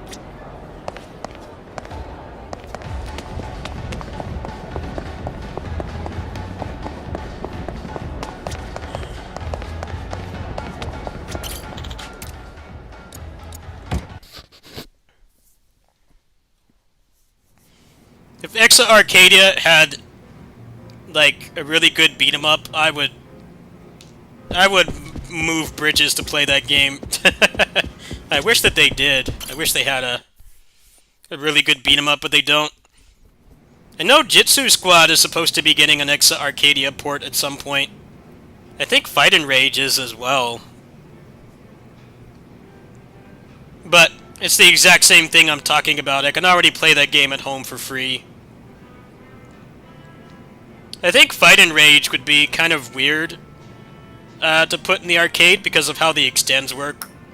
You can the current version you can like end the game with like 9 extends. I don't know if the Exa version like nerfs the extends or has like an operator like dip switch or something to like nerf the extends. And when you think about it, it's like an hour to finish that game at like a above average level.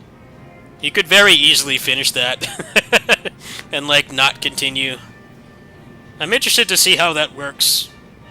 Jitsu Squad, on the other hand, is already pretty long, and it's a relatively difficult game, so I don't think you would really have to rebalance it that much. Jitsu Squad is quite a bit longer than, what's it called? Oh.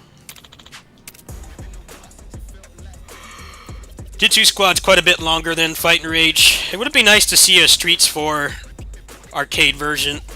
That would be pretty awesome. I'm surprised they haven't done that.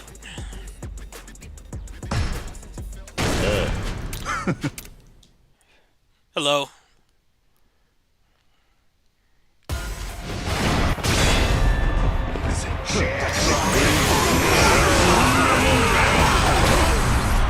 Damn, I got one shot. Ouch. That didn't go very well. Oh.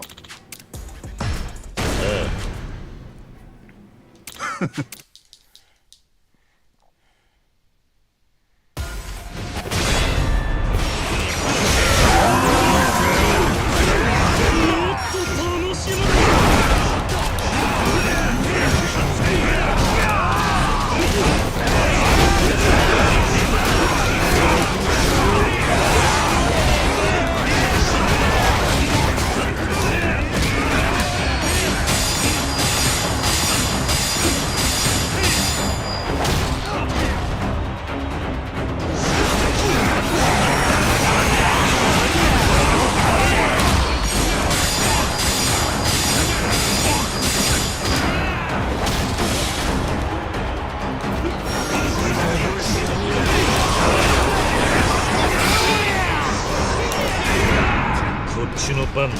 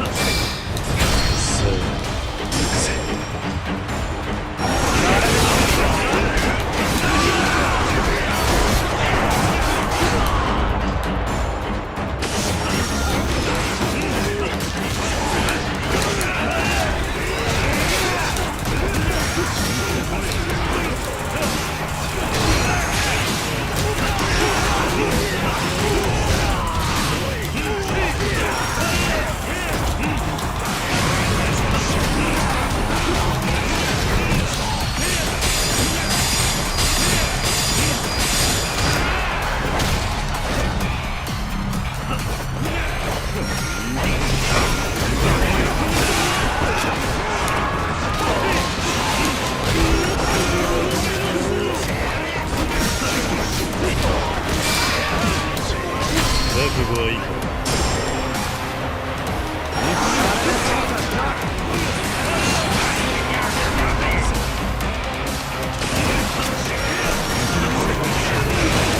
Keeps healing them. It won't die. How much health? I hate time limits. I could clearly do this if it didn't have a time limit. They didn't keep healing. Stupid. How are you supposed to do this? You have like 1 billion HP. Way of making it hard is just giving them too much health. making them heal constantly. Let's just put this on easy. Stupid artificial difficulty. Let's just give them a billion health and let them heal. It's the only way we know how to make it hard.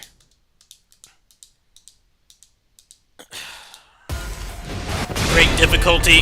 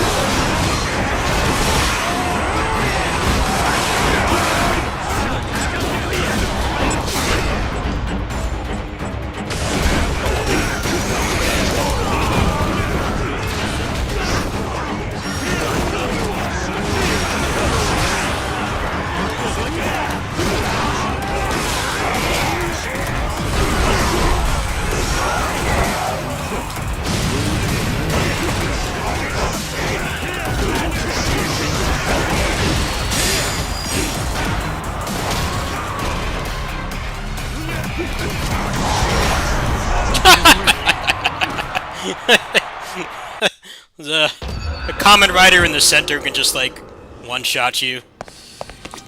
Very, great difficulty here. Got the, Ninja Gaiden one-shots off screen. And 8 billion health.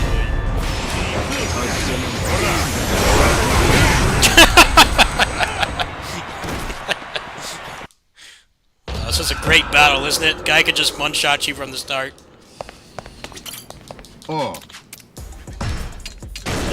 It's like, hey, this game's got dozens of hours of content. Probably because they expect you to grind to do this.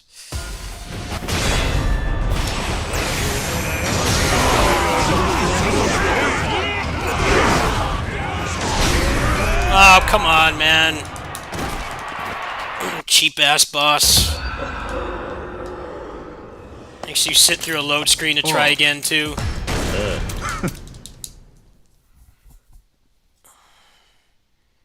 Try going to the side. He probably only aims for you, though. Classic video game AI.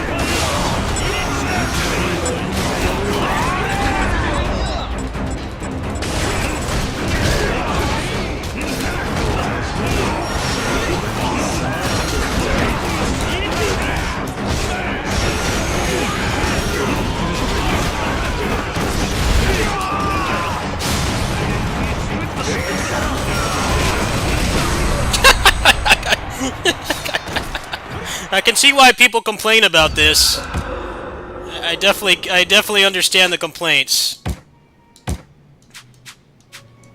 Let's just give everything a billion health so that you have to grind. There's not much more content left in this game. I'm not even sure if I even care anymore. This shit is whack.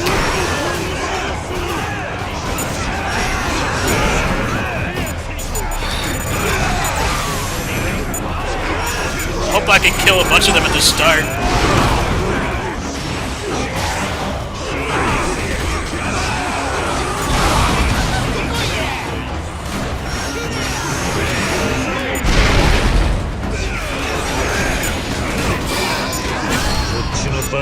Barely any of them died from that.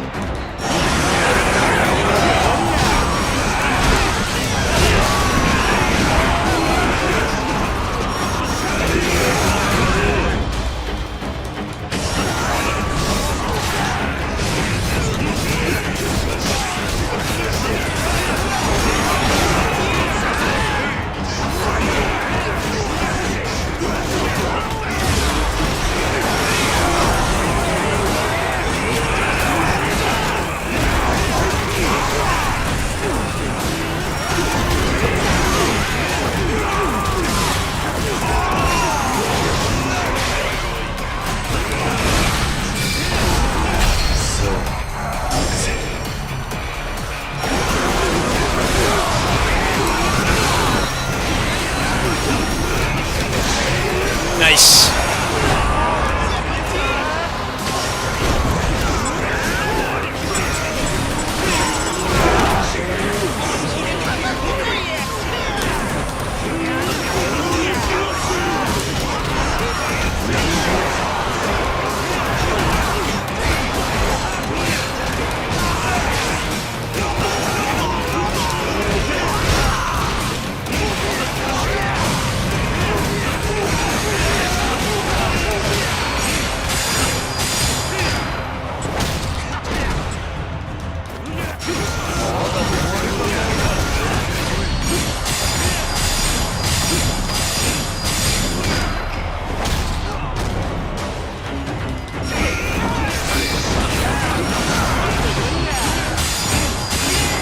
Look at his health bar.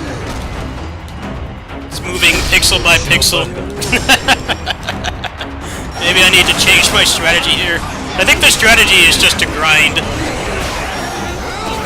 Seems to be the message the game is giving me, is just grind.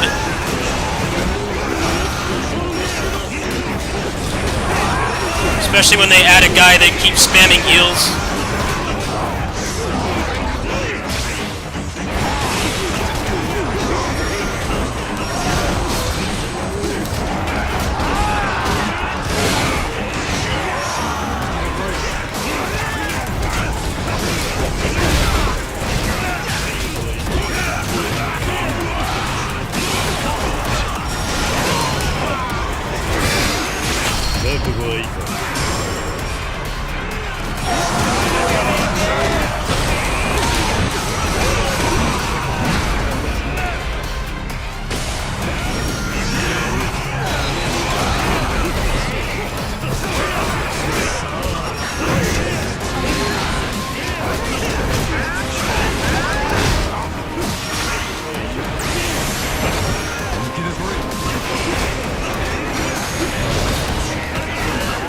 Alright, so that was a good strategy, but they give you a timer.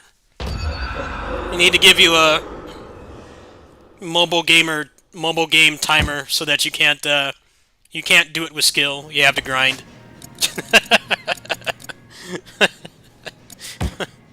That's what they do in Peak of Combat to make sure that you can't do it with skill. You have to grind.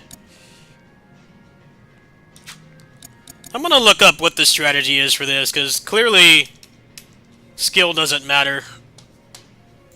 Because there's a mobile game timer preventing you from doing it with skill. You have to grind. Which I think is whack. If there was no timer, I could do it. It's the epitome of artificial difficulty.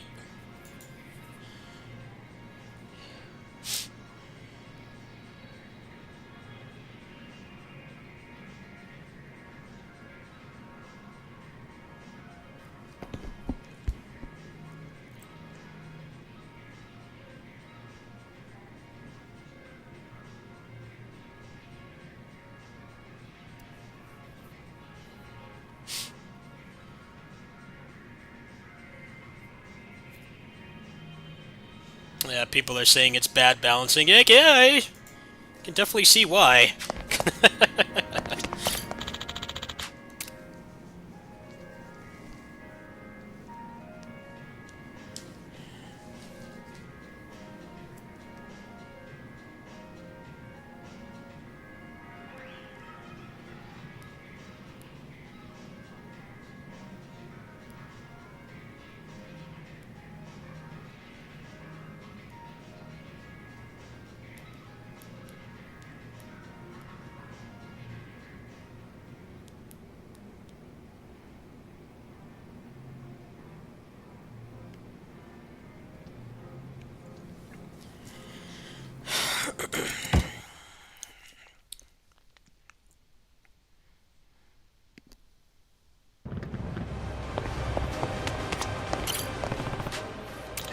おい。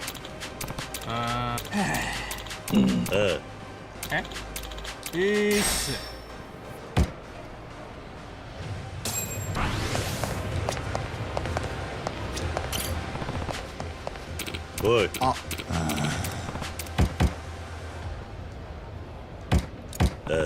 ありがとうございます。よろしくな。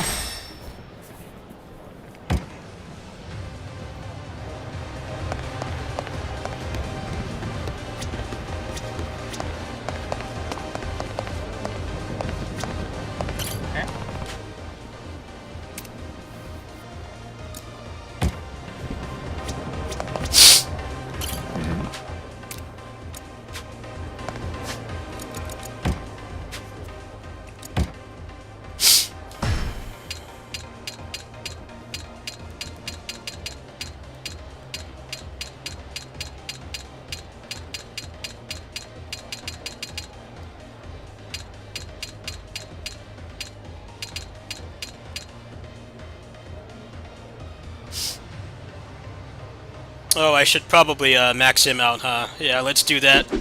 They're saying that's like one of the only ways to do it. Because, LOL mobile game timer in a $50 game. Why does there need to be a time limit?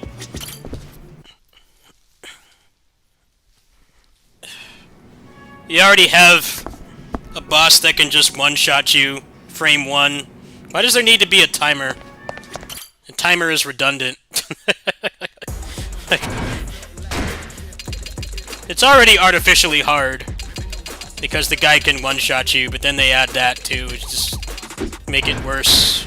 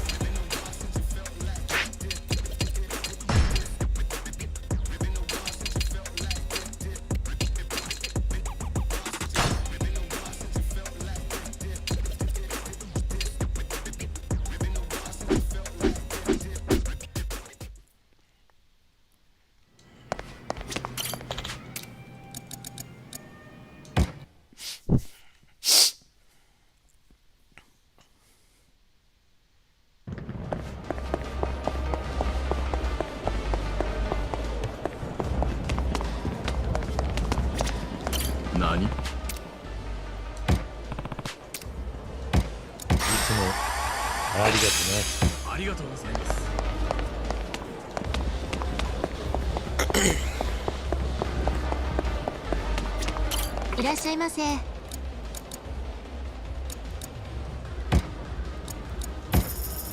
りがとうございます。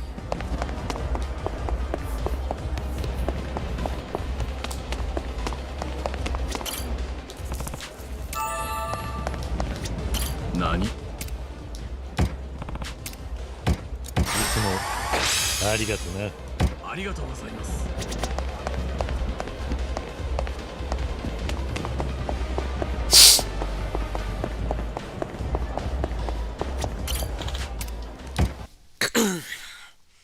Let's see if putting this guy in helps. This is just a artificial difficulty fight. And if they didn't heal, and he didn't one-shot, and he didn't have a timer, there would be be more than manageable, but you have all those things at once. It's just hot mess. Okay, so I guess if I put this guy... yeah, this guy is supposed to have a gun. Alright, let's try this. This is a no fun allowed fight.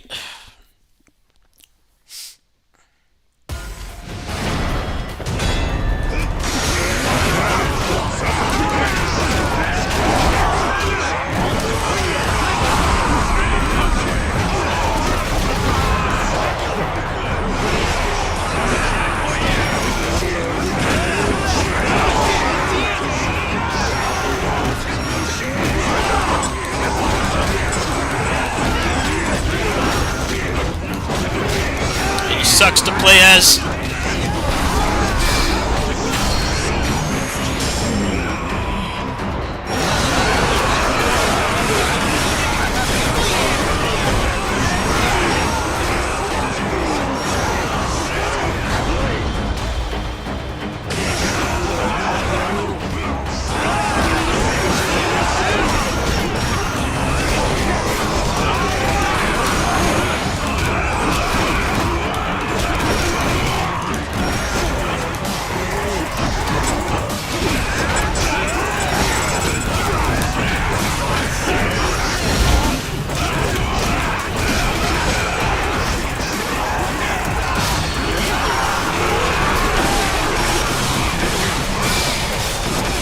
Holy moly! Oh, this guy the strat? This guy the strat? Most busted generic officer.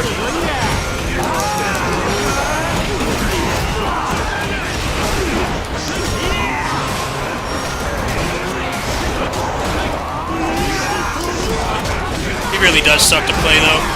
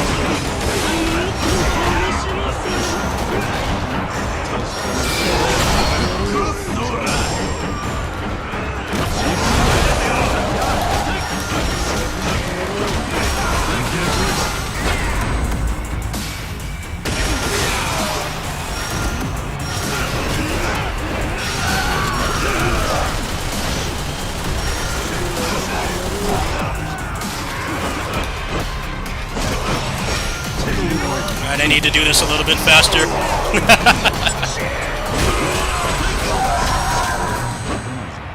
Good old mobile game timer. I stole the timer from Peak of Combat. No, you can't do this with skill.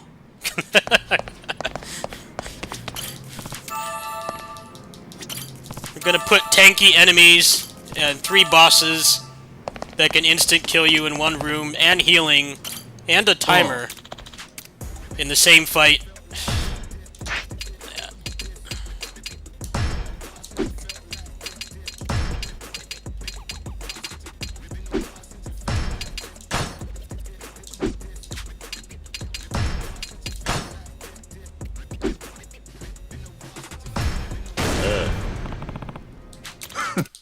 I think it might be better to just go after the peons, because that will mean that the AI will go after the bosses. The bosses are the real difficult part and the most health. This guy sucks balls to play as, though. Like, really bad.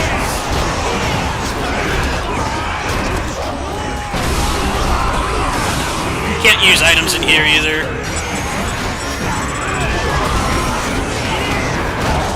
This is off to a great start.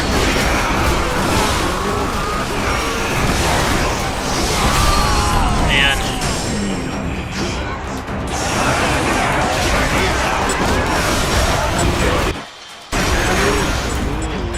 The healing is so annoying.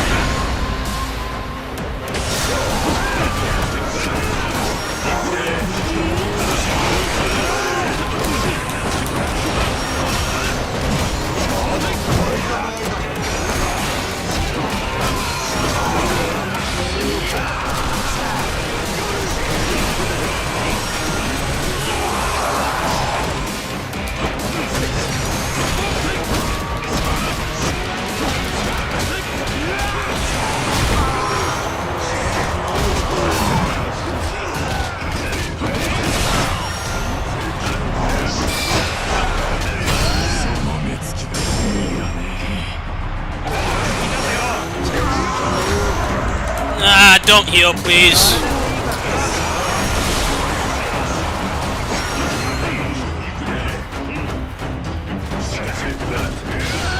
Is this the run?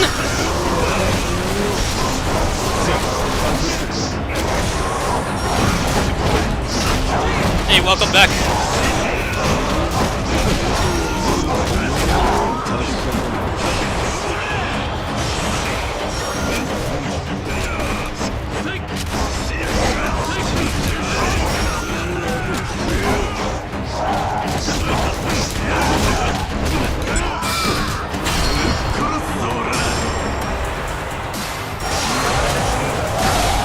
No, don't heal. Thank you. Jeez. That was still tough. For all the wrong reasons. What a unfun boss fight. Epitome of artificial difficulty. 上流様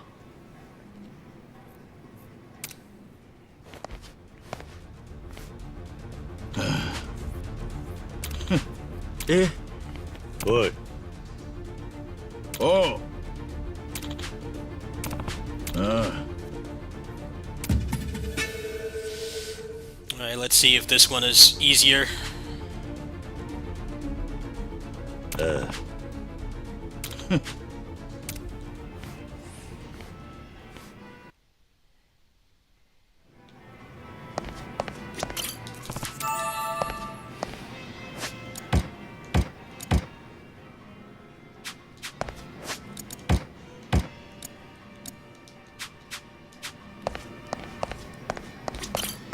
上流。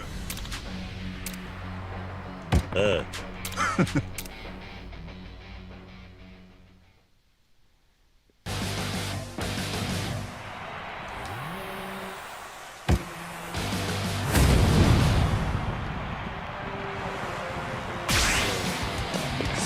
使い外れもいいところだ。さあ待て。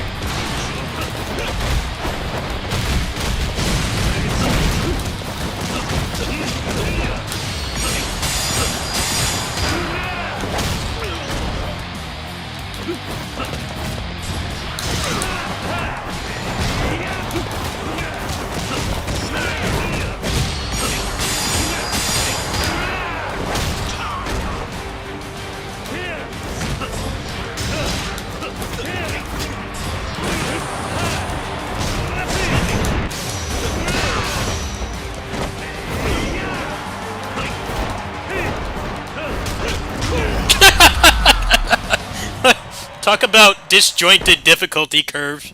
What the hell, man? That was easy. The other one was impossible. Alright. Why don't you put the other fight last? That was actually challenging. Not in a good way, though.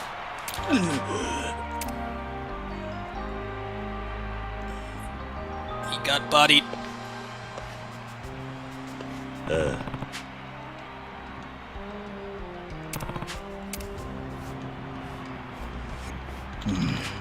ちゃう。いや。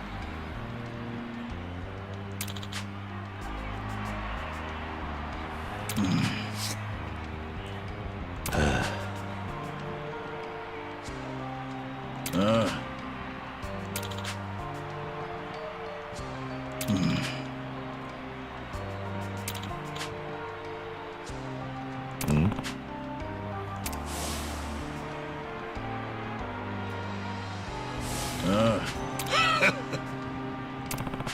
おう。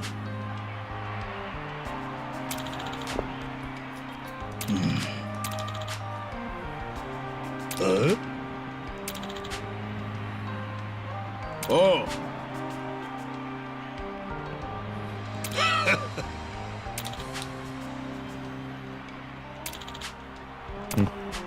おう。上流。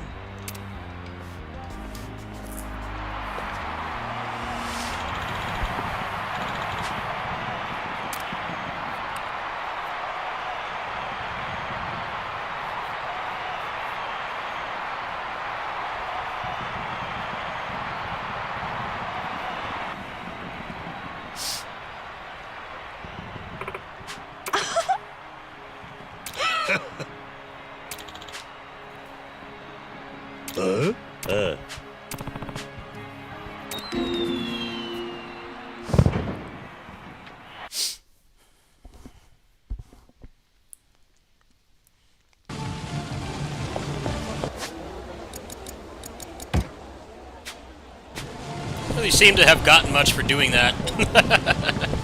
That's just... Hey, do this really unfun, unfair fight, and then we give you a victory run that's piss easy. Alright. Cool, I guess.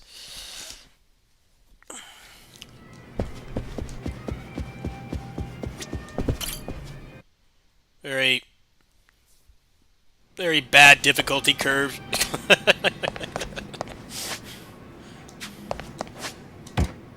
Yeah, we just give you a guy that gets bodied instantly after an impossible fight that has every odd stacked against you, and not in a fun way.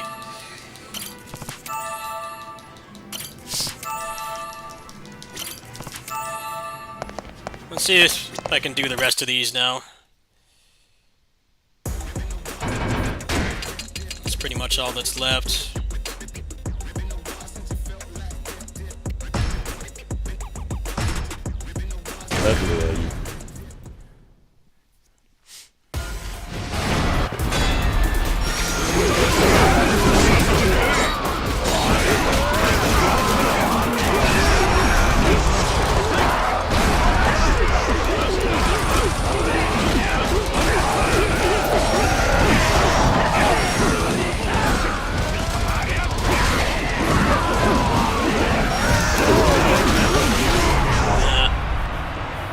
good thing about this guy is his gun.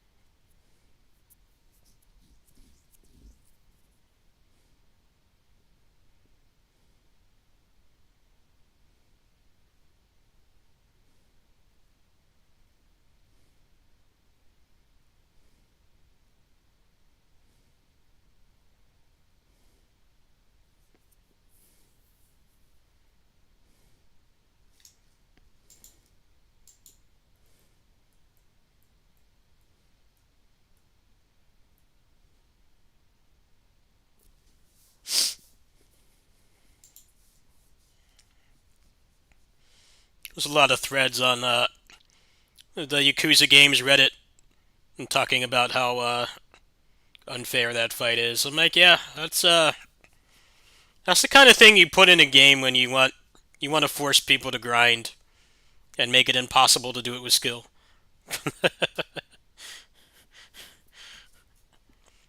Like that's legit a tactic that gotcha games do.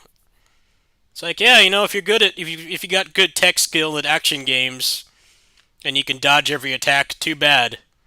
You have to do enough damage, otherwise you insta fail. Make it so that you absolutely cannot do it with skill. Peak of Combat is notorious for that. You could be good at DMC, but not spend money on the game or not spend much, and you can't do things. You gotta grind, which I think is pretty lame. You should be able to do it with skill, like a shit character.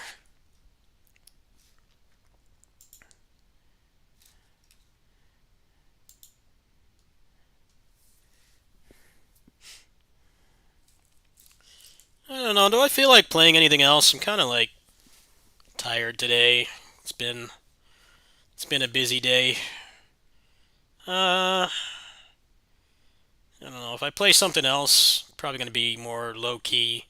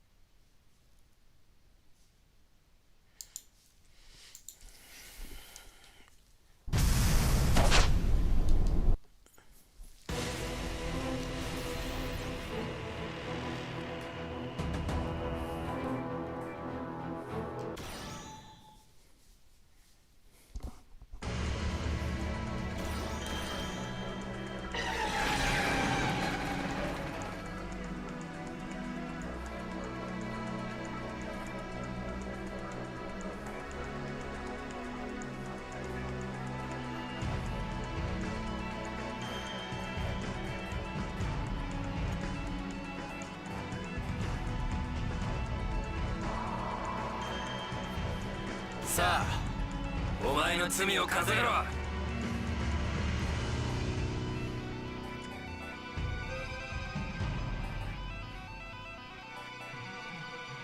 俺は天の道を。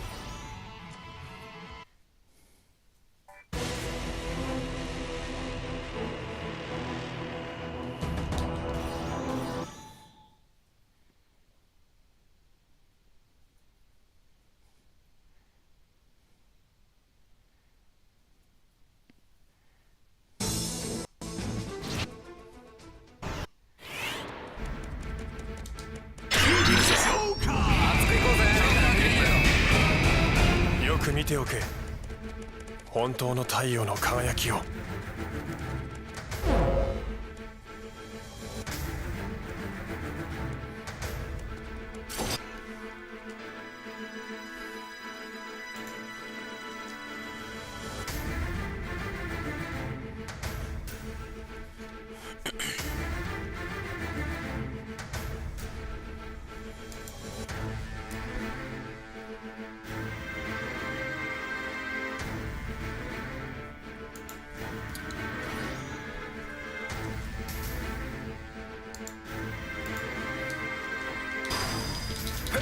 面倒なやつだ。騙してやるぜ。まずまずだが俺には到底及ばない面倒なやつだ。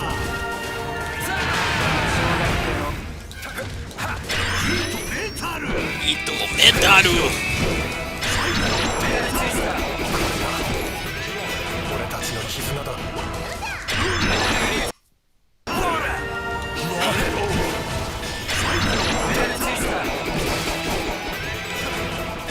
これが無茶をするな。俺たちの絆だ。頑張ゾクゾク。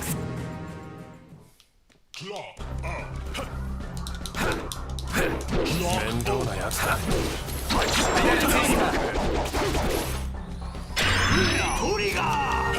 ルナトリガー。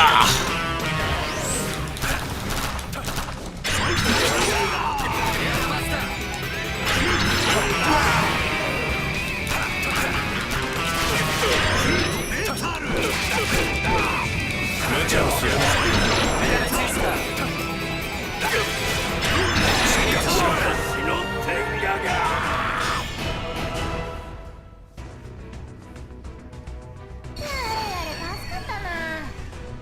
これで事件解決だな相棒。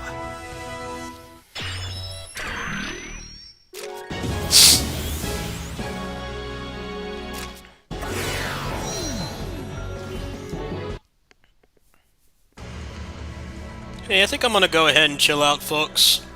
I might come back in a little bit. I might do a more DGen hour stream, but yeah, I'm gonna go ahead and relax. It's good to know I fixed the PS3 emulation issues. But yeah, I'm gonna go ahead and chill out. I might see you guys maybe when PGR resets in a little bit. I might come back.